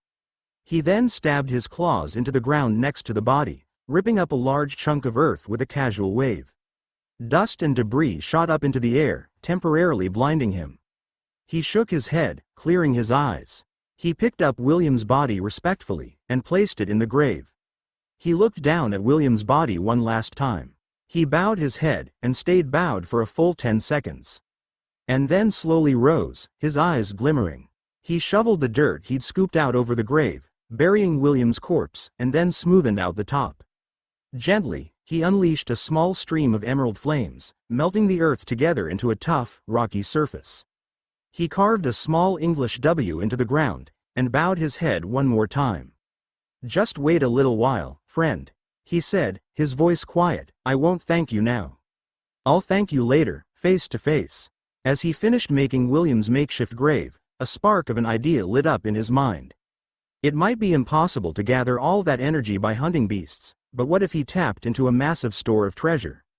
He could absorb energy from magic treasures, and things of that nature. The map the ancient wizard had planted in his mind appeared again, knowledge about a massive, gargantuan store of magic treasure, locked away on a forbidding planet, in a place called the Ember Gorge. A grim smile formed on his face as he looked up at the world bridge he was standing on, a plan forming in his head. Just you wait. Chapter 28. A New Form, beginning of Volume 2. The echoing booms of thunder rang out across a pitch-black sky, rumbling the air itself. Chaotic gusts of wind rattled off against a dark, forbidding castle, set atop a lonely plateau. The plateau protruded alone from an enormous ocean, the only visible land for dozens of miles. It was large, spanning 7 or 8 miles in width and length, and several hundred meters up above the sea below. Huge waves crashed to and fro near this plateau, frothing waves that tried to wear away the stone that had stood for tens of thousands of years. Atop the dark plateau was a small, dark forest, and a large, expansive castle made out of a strange, black material, glistening even through the dark, overcast sky above. Several large spires shot up from the castle, giving it a magnificent appearance. In a room at the center of this castle, the sounds of the outside world could barely be heard. Only a few faint rumblings indicated the presence of thunder at all, most of the noise smoothened out. This room was well lit, contrary to the dark exterior of the castle. A large, stylized wooden table at 3 meters across lay at the center of this room, its circular shape resembling the shape of the room itself, a large circle. Ornamental sets of armor decorated the sides of this chamber, interspersed between large tapestries depicting scenes of battle. Overhead several chandeliers were set in the ceiling, glowing and giving off light. Atop the round table at the center of the room was a massive chart, covered with tens of thousands of small circles, and tens of thousands of lines, drawn from circle to circle. A man wearing a smooth pair of black leather pants, and a relaxed gray vest with a white undershirt stood, with a glass of wine in his hand, staring at this map. His handsome face, with a smooth jawline and piercing green eyes, made him look the very picture of elegance. His long white hair was wrapped up, atop his head in a bun, with an ornamental needle keeping it in place. The man smiled, drawing a sip from the glass of wine in his hand, revealing 2 sets of pointed teeth. "Ah, a most excellent vintage. Is it from Turinot?" Marcus Aurelius, the head of the Aurelius family, said aloud, staring at the complex map. "Yes, my lord, first created 936 years ago, by the Petruscent kingdom's finest winemaker." From the shadows that covered the edges of the room, a woman emerged, wearing a tight, form-fitting red dress. She had brilliant black hair that rolled off her shoulders, carrying herself with an elegant and powerful air. She smiled as she spoke, her beautiful lips warming while her purple eyes gleamed. "But, the woman said as she stepped forward, giving Marcus a light bow. But Marcus turned slowly, the very picture of a powerful vampire ruler. His eyes gave off a sense of endless mystery, a dark stranger in the night. But you really should consider your health, my lord. Drinking so much in the evening is bad for your livelihood. I've heard from the humans, and don't you remember what happened on the planet Vixorian when you got drunk and destroyed half of the Augustus ancestral castle? The beautiful woman began, her eyes earnest. Julia, Marcus cut her off, still maintaining his powerful image. My lord, I'm just saying we really should consider Julia. His voice contained iron in it as he spoke again, turning to glare at her. Woman, you know what, okay, we're doing this again. He gave her a second glare. Go, off back to the shadows with you. He waved his free hand at her dismissively, motioning for her to step backwards. Julia rolled her eyes as she turned around, and marched back into the darkness at the edge of the room. She stood at the very border, still in plain sight. Marcus sighed deeply, and then looked back down at the map before him. He slowly moved the wine glass in his hand, sinking into the mood of the moment. A majestic air seemed to gather around him as he leaned forward, dignity wrapped around him like a cloak. He slowly raised it to his lips, drinking it slightly, his movements full of calm assurance. Ah, a most excellent vintage. Is it from Turinot? He said, his eyes studying the map before him. My lord, do we really have time for tea? Woman, I am 7,000 years old, I have time for everything. Marcus glared back at the darkness, and then gave up on the moment, turning around and setting his wineglass down with a small smile. He wiped the smile away from his face as he turned around and gave Julia another glare for good measure. All right, come forth, what's the latest? He asked, his voice calm. All of a sudden, a powerful, almost overwhelming aura seemed to flow around his body, tightly constrained. Authority rolled off his voice as he spoke, any faint traces of mirth dying off completely. I've just heard word from Brutus on his and Gaia's investigation of the anomaly on Hosnorth. Julia began, rubbing her nose slightly askance at Marcus. Marcus frowned, folding his hands together. They survived? Indeed, though Gaia had her soul-bound blood beast destroyed. Julia responded. Marcus nodded, his eyes flashing, a hint of pleasure in them. That's what happened to Galleria on Paxtol and Septimius on Yawbound. These anomalies really do possess the ability to destroy anything related to blood. Marcus picked up the glass of wine, swirling it lightly in his hand. Almost as if they are our natural predators. He contemplated the thought for a moment. But how did these two survive? He had received previous reports unfolding over the past week, of the investigative teams he had dispatched meeting terrible ends. It had only been a preliminary investigation, and the teams were only to take action if they felt confident. Yet these vile creatures had destroyed them without mercy. He silently grit his teeth, a seed of anger long since planted. If he had known they were this powerful ahead of time, it was a moot point. Who could have expected this? It was a very odd situation, sir. The anomaly in question apparently let them go. Julia responded with a shrug. It let them go? He looked at his assistant and spymaster, taken aback. Yes, sir. It also scared off a group of humans before, and didn't take action unless provoked. This is all according to the report Brutus has sent and sworn by. It showed mercy. Huh, how very odd. Marcus swirled the glass of wine again. Julia, he spoke aloud, abruptly. Yes, my lord, she responded, focusing on him. Marcus's voice took on a grand air as he began to speak, a sense of majesty flowing from him. Send out my command. The Reavers are to appear to the castle the first thing tomorrow morning. I refuse to accept that we vampires, the dominant species, the protectors, have a natural predator. Fate may twist in their favor, but even fate cannot stop overwhelming power. A river must bend and flow, at the will of the land around it. A small breeze blew out as he finished speaking, the needle holding his long white hair up falling out, setting his hair to flutter like a godly phoenix shaking its feathers. His eyes pierced forward with the resolve of an unstoppable lion, powerful and mighty. Julia sighed. My lord, this world is trapped in eternal evening and has no morning. The vampire High Lord seemed to deflate slightly. Ah, then have them arrive first thing in the evening. My lord, it's always evening here, there can be no first thing in the evening. Far away from the planet trapped in eternal evening, a hulking, 4.5-meter dragon stood tall, shaking its luscious green scales. Its long, spiked green tail shined brightly in the morning light, giving off a deadly gleam. A set of wings stood attached to its body, long enough to glide with, but too short to achieve true flight. The dragon had a pair of muscular, scaled arms ending in sharp-looking claws. This dragon was currently standing atop a small cliff, overlooking a large, widespread savanna. The odd thing about this savanna was that if one looked off to the left or right, instead of directly forward in the direction Dorian was looking, very gradually, the world seemed to curve. The sky above this savanna was even odder. At first glance, it appeared like a normal, everyday blue sky. If one studied it, however, one could see odd distortions permeating the air. Sometimes small ripples would appear, almost as if the sky above was constantly being torn apart and then almost immediately repaired. Dorian took a deep breath, tasting the morning air with a hint of a smile.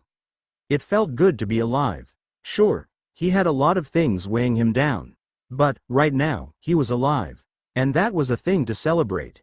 He smiled wider. "All right, Asra, give it to me," he said, continuing a discussion he'd been having with the genie in his soul spell matrix. It is possible to combine your red salamander bloodline with your Mire dragon bloodline. However, the Mire dragon bloodline reaches its growth potential in the Grandmaster class, whereas the red salamander maximizes at very peak of sky class. Your own red salamander form was only able to reach master class due to your master class soul. Asra continued, combining such a low-level bloodline with your Mire dragon form will almost certainly weaken it, and result in a waste of energy. Dorian mulled over the words of the genie, and eventually nodded, his large draconic head bobbing up and down. What Asra said made sense. There was nothing particularly rare or powerful about his red salamander form. It had a decent amount of strength and regenerative abilities for its level, but it was nothing compared to his Mire dragon form. He couldn't fault the salamander for that, however. Without the first red salamander he found, he'd never have been able to create his current strongest form, and might not even be alive today. All right, let me see my status once more. Dorian, soul status, soul stage, Grandmaster class, middle, health, perfect, energy, 97%. And my growth stage, he mentally added. Another screen popped up in his head. Mire dragon, growth stage, 4/4, elder Mire dragon. Growth progress 6232/0. Alright, he contemplated what to do for a few seconds before making a decision. My red salamander form isn't good enough to work with, and my Mire dragon form is maxed out. He began, thinking it through. It's time to choose a new form to evolve to. Asra, pull up a list of all the bloodlines I have, minus any useless or worthless ones. Bloodlines stored: red salamander, forested ancient snake, hollow lizard, degraded, brown treasure clam, Mire dragon, golem wolf, black Mire wolf, white rain wolf, virulent wolf, true vampire, titan, human. He was presented with a long list of bloodlines, far too many for him to simply focus on all at once. Asra, show only the bloodlines that have the potential to naturally evolve to the Lord class. He ordered, his heart hopeful. You have no bloodlines with natural Lord class potential stored.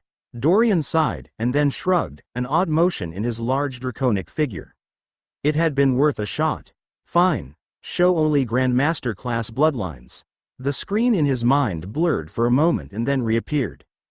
Bloodlines stored: Mire dragon, true vampire, titan, virulent wolf. Dorian looked over the choices. Asra, can you give me a general definition of each bloodline? Instead of responding, several screens appeared in Dorian's mind, answering his question. Mire dragon, a creature renowned for its lustrous green scales. It is a draconic creature with a draconic form. As an adult, its height normally reaches around 4 meters tall, not including its flight-incapable wings. At its highest potential growth stage, it reaches the Grandmaster class. True vampire, a powerful humanoid being, renowned for its powerful sense of perception and innate talent in regards to blood magic. True vampires possess powerful regenerative properties, as well as a strong physical form. At its highest potential growth stage, it reaches the Grandmaster class. Titan, a powerful humanoid being, renowned for its sheer physical strength, and its unique ability known as condense. Titans possess mid to strong regenerative properties, as well as an enormously powerful physical form, rivaling pseudo-lord class beings when condensed. At its highest potential growth stage, it reaches the Grandmaster class. Virulent Wolf. A resilient wolf-type creature, renowned for its incredible regenerative properties and its unique healing ability known as Restore. These wolves have an incredibly powerful life force. Valued for their rare bloodline, these creatures are often harvested and used in magic spells. Virulent wolves possess incredibly powerful regenerative properties, but weak physical strength, and are easily captured. At its highest potential growth stage, it reaches the Grandmaster class. Dorian looked over all the information he had been presented with, and then nodded his head, making a decision. All right, Asra, I've made my choice. Chapter 29. Third Evolution, Hidden for Spoilers. The first one Dorian struck from the list was the Virulent Wolf. It was true that the wolf seemed to have some incredibly useful abilities and powers, and its powerful regeneration would no doubt be a huge boon. But what Dorian needed most right now was power. Pure, unadulterated strength. He only had one absorption left, and he couldn't rely on that to save him. The king-class aura he'd stored up was all gone. He'd used it up in a rush when he was fighting that titan, and nearly died. He mentally berated himself for this. He might have been able to get some more use out of it if he'd been more careful.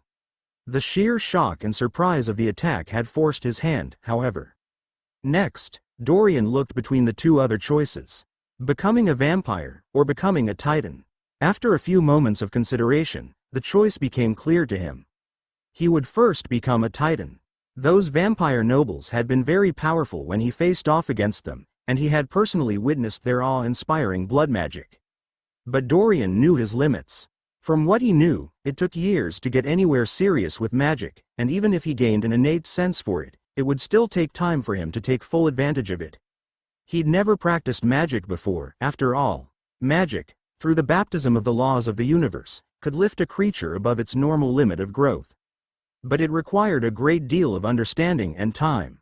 Vampires were strong, but it was clear that in sheer power, titans held an advantage. Especially with the ability titans held.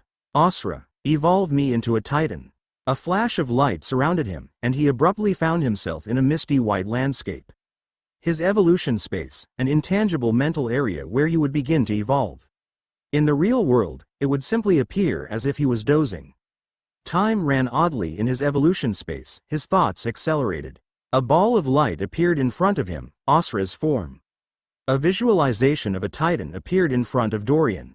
A huge, brawny humanoid with light red skin and shocking white hair. It was covered with muscles, and just by looking at it, Dorian felt a sense of dominance. His eyes glinted. Evolve me into it, Asra. A pair of mental updates appeared in his mind. Absorbing Titan bloodline. Body reconstruction in progress.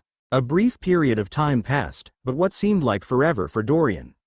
His enormous, hulking draconic body shifted and transformed, collapsing inward. The entire process took only a few seconds, but any onlooker watching would have been horrified. Muscles twisted, bones curled, it was an incredibly odd sight. His went from a huge 4.5 meters to a diminutive 0.5 meter. A small form, covered in smooth, light red skin with a slightly chubby but adorable face. He had a small nose and a strong chin, with calm brown eyes. Tiny muscles could be seen bulging on his arms, giving him a somewhat fierce look. Titan. Growth stage. 1/4, Titan child. Growth progress 6,232 2,200ths. Dorian looked down at his tiny body in consternation. After evolving, your soul requires a short period of time to adapt to a new form. Because your soul is at the Grandmaster class, this adaptation period is reduced to 6 hours. The stronger your soul, the less the adaptation period. Asra's voice rang out in his head. Dorian sighed. He had forgotten about this. Thankfully, he could still feel a powerful strength resting within him. Despite being in the body of a child, Titan children were strong. In addition, his soul spell matrix was at the Grandmaster class. That greatly boosted the base strength of any form he was in. A small breeze rolled by, across the small cliff he was standing on, making Dorian shiver and start. As he looked down again, he realized something else he had forgotten. He was completely naked. Helena Aurelius paced back and forth outside High Lord Marcus's map room, her mouth twisting. She felt as if her stomach was on fire with nervousness. She clutched at the sides of her long black dress, stretching it to make sure it fit her slim form perfectly. She pulled a small mirror out of a spatial ring she owned, checking her appearance. She frowned as she saw what looked like a smudge on her pale, delicate face, wiping at it. A few more minutes passed while she stewed outside, walking back and forth. A rumbling sound rang out as the large door to the map room began to open, revealing a few familiar faces. Trajan, Tacitus, Probus. She gave them a sidelong glance as they left the room. Each of the vampire nobles were dressed in sharp-looking suits, a mysterious air of elegance found in their bearing. Powerful auras clashed around them as they left, a fierce sense of purpose emanating forward. Powerful wizards, and all members of the Aurelius Reavers. Members of the Aurelius Reavers were the strongest group of wizards in the Aurelius family, apart from the 4 family generals, and Marcus himself. Even the weakest vampire in the Reavers was at the Lord class. The Reavers acted as the arms and legs of the High Lord, and of the family, personally enforcing his will. Helena also happened to be a member of the Aurelius Reavers, a title she bore with joy. "Helena, you may enter." A beautiful and elegant-looking woman appeared at the front of the door, motioning for her to enter. Julia, the spymaster for High Lord Marcus, and, rumors had it, his secret lover. Helena gulped and then gained control of herself, giving Julia an austere nod, stepping forward. Unfortunately, she was so focused on having that air of elegance that the other vampires had, she didn't notice that the map room was set slightly lower than the outside hallway, and that she needed to step down. Eek! Her foot slipped, and she began to fall forward, her tight dress limiting her movements. The instant she began falling, she automatically twisted her body, shifting her foot forward as her training took over. Her arm raised upward in a supernaturally fast movement, adjusting her balance by offsetting her weight. She managed to perfectly regain her footing in a split second. She then continued walking into the room, as if nothing happened. "Helena, you idiot, oh my gosh." She mentally berated herself, embarrassment trying to force its way onto her face. She held her emotions down with an iron grip, however, doing everything she could to not make more of a fool of herself. "Oh, everything okay, Helena?" A warm, powerful voice rumbled through the air to Helena. Internally, Helena blushed with shame, her nervousness almost overwhelming her. "High Lord Marcus, everything is fine." She bowed down smoothly, staring up at the High Lord with a demure expression. "You called for me?" She looked up at the High Lord, the protector of her family, and the man she respected the most in this world. His eyes were like fathomless pits, unending pools of mysterious darkness and light. Every movement the man made was calculated and immaculate, the very picture of vampiric perfection. She shivered very slightly as she stared at the man, unconsciously clenching her fists. Marcus gave her a warm smile. "Yes, I have a new mission for you, my dear." "Are you sure it's a good idea sending out Helena?" Julia queried as she finished closing the map room door. Helena had left, walking away from the room with an excited, but nervous, kick in her step. Marcus picked up his customary glass of wine, swirling it about in his hand again, one of his habits. "Yes, she's the perfect choice. She is far stronger than she believes, and if that anomaly does turn out to be different from the rest." Marcus nodded. "The girl just needs to build up her confidence. She sets far too high a bar for herself." Julia walked up next to him and nodded, placing her hands on Marcus's shoulders, starting to massage them. "She was there when you fought against the Shade King." Julia traced her hand across the front of his chest. Underneath her fingers, she felt the outline of an enormous black scar, burnt into Marcus's torso. Her eyes tightened. Marcus shrugged. "It was my own fault for letting my guard down," he began, but was immediately cut off by the woman at his side.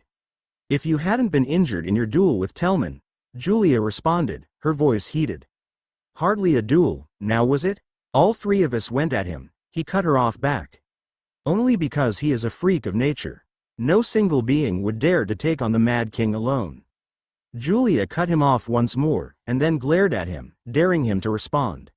Marcus held his hands up in defeat, and then sighed, shaking his head. "You're not wrong. That man is more of a monster than any beast I've faced." For any single vampire to want to challenge him. He sighed again. That is, indeed, too high a bar to set. The world bridge to Taprisha was not the most popular world bridge, and it was one of the smaller ones. Very few people chose to live on it, due to its scale, and the fact that almost the entirety of it was made up of a long, wavering savanna, interspersed with a few rivers. Rain, and other types of weather, were uncommon on world bridges, but did occasionally spawn, created from the ether by the laws of the universe. It was Dorian's luck, good or bad, that a large, expansive rainstorm had started to sweep over the world bridge, letting loose a thin layer of water. It had been several hours since Dorian had transformed into a baby titan. In that time, he had continued his journey, traveling forward on the world bridge. Despite being in such a young form, he still had the physical strength in the range of the Sky class thanks to his powerful, Grandmaster class soul spell matrix. This meant he could still take huge, leaping steps, and cover a large amount of distance in a short period of time. Dorian smiled and laughed as he looked up at the twisting rain clouds in the sky above, enjoying the feeling of water falling on his face and his body. It was the first time he'd experienced rain since coming to this universe. He frowned after a moment, however, hearing something on the very edge of his sense of hearing, through the loud rain. He looked off into the distance a few miles to his left. Very faintly, he could make out a caravan. In the hours he'd been running on the world bridge, Dorian had already passed over 8 separate caravans. A few of them had been small, 4 or 5 wagons long, with only a few guards. Several others, however, had been huge, massive trains of colorful wagons, dozens or even hundreds of sets long, swarming in protective guards and wizards. This particular caravan in the distance was one of the smaller ones. And, like the other smaller caravans he had seen, this one seemed to be one that wasn't run by humans. Instead, the denizens leading the caravan, according to what Asra had told him, were members of the Eth race. Almost identical in appearance to humans, but with pointed ears and slightly paler skin. They had delicate features, and all of them in piercing violet eyes and blonde hair. Renowned for their beauty, the Eth were one of the more common humanoid species in the 30,000 worlds. They looked almost exactly like what Dorian imagined elves would look like, though known in this universe by a different name. Members of the Titan race possessed extremely powerful bodies, and one of the perks of such a body was the greatly enhanced vision that came with it. Even from this distance in the middle of a rainstorm, Dorian could still get a relatively clear image. The small, 6-wagon-long Eth caravan was being overrun by several black, burly bear-like creatures. The guards protecting it were fighting back to defend it, but being overpowered. Dorian frowned when he saw this, clenching his tiny fists. He didn't hesitate as he began to run forward, his eyes gleaming. Chapter 30. Meeting. Asra, you said they're what class, again? Dorian queried, loping towards the caravan. The savanna grass rustled under his feet, slightly muddy thanks to the pouring rain. Sky-class great black bears. Relatively strong beasts that are common to many worlds. They maximize their growth at the Sky class. They possess a relatively widespread ability known as great strength. Asra responded. As soon as he had spotted the bears, he had sent Asra a mental question. The response he got back was one that made him smile. He had 2 ways to get stronger. The first was to find strong bloodlines and evolve into them. This would strengthen his soul spell matrix, and he could then use the more powerful form, or toss it in the mix to create a hybrid.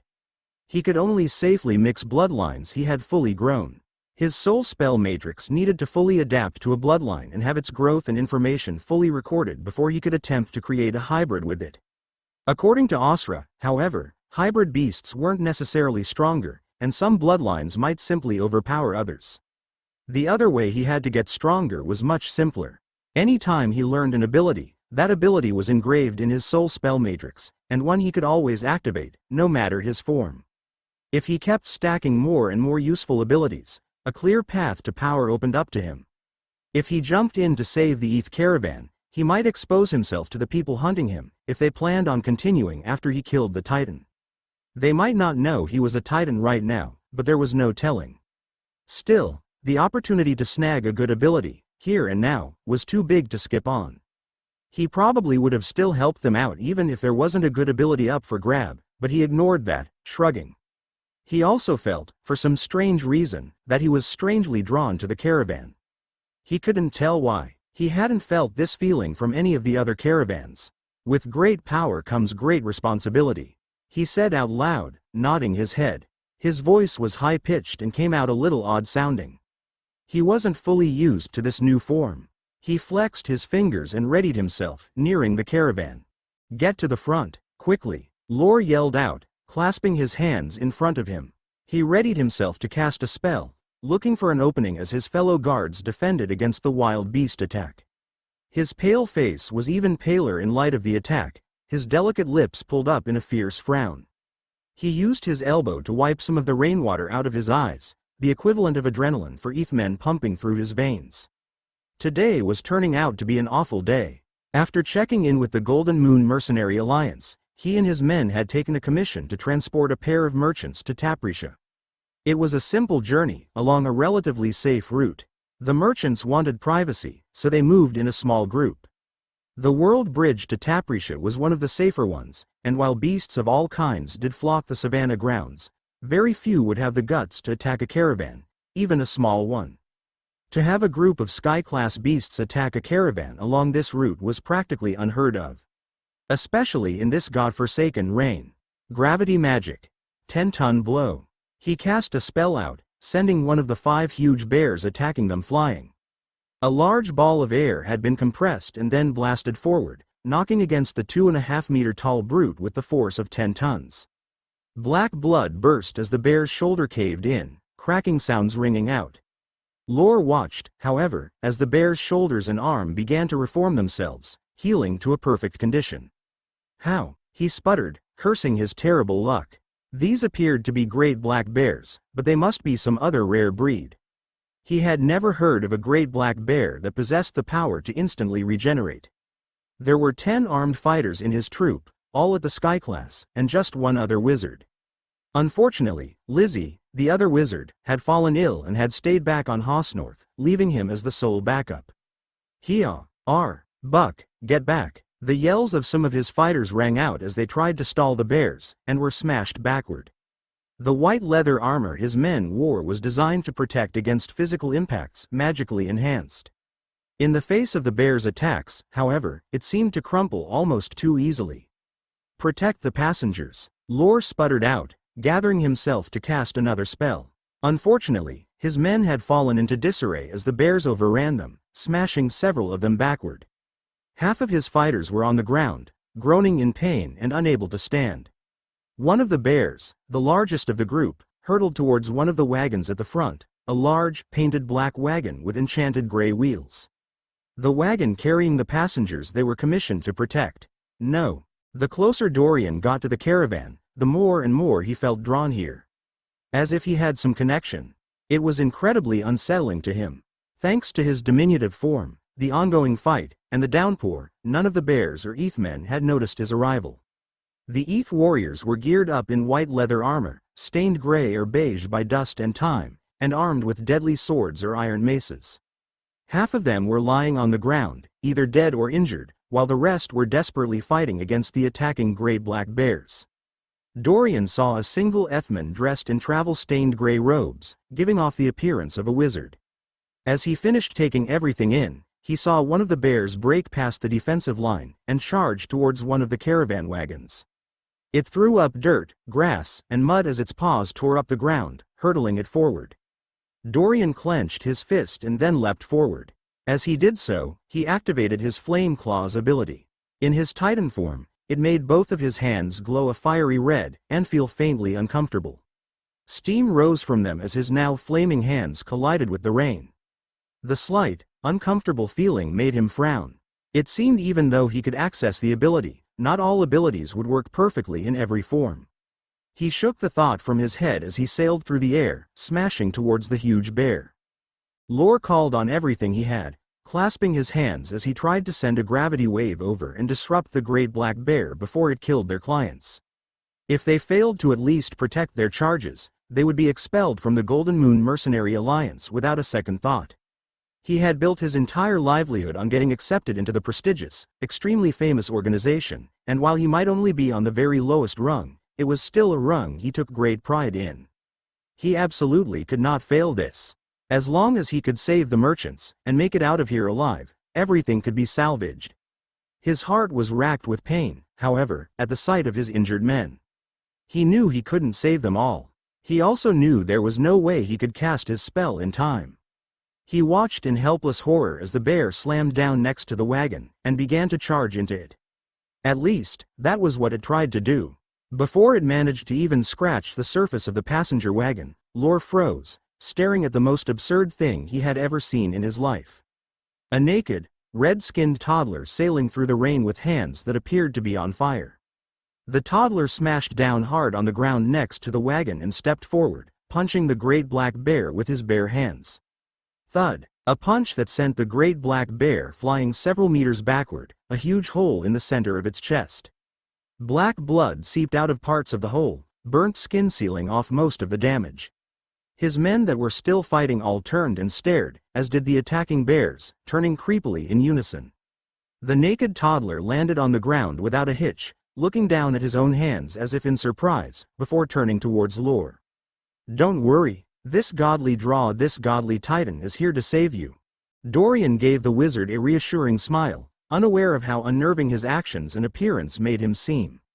He knew his body was at the sky class in terms of strength, thanks to Asra telling him, because of his Grandmaster class soul spell matrix. He hadn't been aware, however, of truly strong he was. Titans, even young titans, were unusually strong. Having so much power concentrated in such a tiny body was a deadly combination. He felt a little energy drain from his body from his usage of his Flame Claws ability. The great black bear was a common beast with a decent level of strength, but a pitiful defense apparently. He had blasted through it like it wasn't even there. Even if its soul spell matrix was on the same class as his, if it couldn't protect itself, mighty strength meant nothing. The rest of the bears had all frozen, and then backed off from the fight, turning and staring at Dorian almost as one. He noticed this out of the corner of his eye. It was vaguely creepy. He ignored this, however, and the stares of the warriors and the wizard as he stalked forward towards the body of the bear, intent on absorbing enough of its blood to have its bloodline. The prize he wanted here. As he moved forward, a warning yell caught his attention. "Watch out, it can regenerate." The Ethman wizard waved his hands frantically at Dorian as he stepped forward, a look of concentration appearing on his face. The other ETH guards began to retreat near the wizard, moving towards the wagon Dorian was next to. They were on guard, to both the bears and to Dorian. Dorian stared down at the body of the huge bear in shock. Before his very eyes, the gaping hole in its chest was slowly closing. Flesh writhed, tissues and muscles stretching out and expanding as it patched itself together. The burnt skin rose up from the sides of the injury, pushed off. "What, Asra? How come it can regenerate?" he mentally queried, shocked. His red salamander form was supposed to have decent regeneration for a sky-class beast, but that only meant it could scab over wounds quickly, and heal smaller injuries fast. To completely regenerate a gaping hole at center mass, that was a huge jump. "I do not know. Everything seems to indicate that this is a sky-class great black bear. Great black bears do not normally possess the ability to regenerate at such scale." Asra's reply gave him no answer. The bear restored itself completely and stood up, its body rising. As it did so, Dorian realized the strange connection he felt wasn't to the caravan. It was to this bear right in front of him. Dorian jumped backward a few steps, holding his still flaming hands before him. Instead of attacking, the bear just turned and looked at Dorian. Its fur-covered snout twisted up in what appeared to be a smile as it shook out its fur and rubbed its claws together, shaking off dirt and water. And then began to speak. "I spread 10,000 clones in every direction, across 16 planets now, but I can't believe I found yet another one of us within only a couple weeks. Fate really does draw us together, huh?" The bear's voice had a deep timbre to it and was accompanied by an odd, keening noise. It gave Dorian an attempt at a winning smile, which, on a bear, could only be described as unbearably horrifying. "You are the third one of us I've found." What?" Dorian stuttered back, taken completely aback, as he stared at the odd-talking bear. The fur on its body had reformed by now, covering up the place Dorian had punched through. The bear rolled its eyes. "You're the third one of us I've found. You must be a lower number, huh? Dorian's eyes widened as he realized what the bear meant, his body tingling as he went on full alert. I am the 36th born, but you can call me Mellow. What number are you?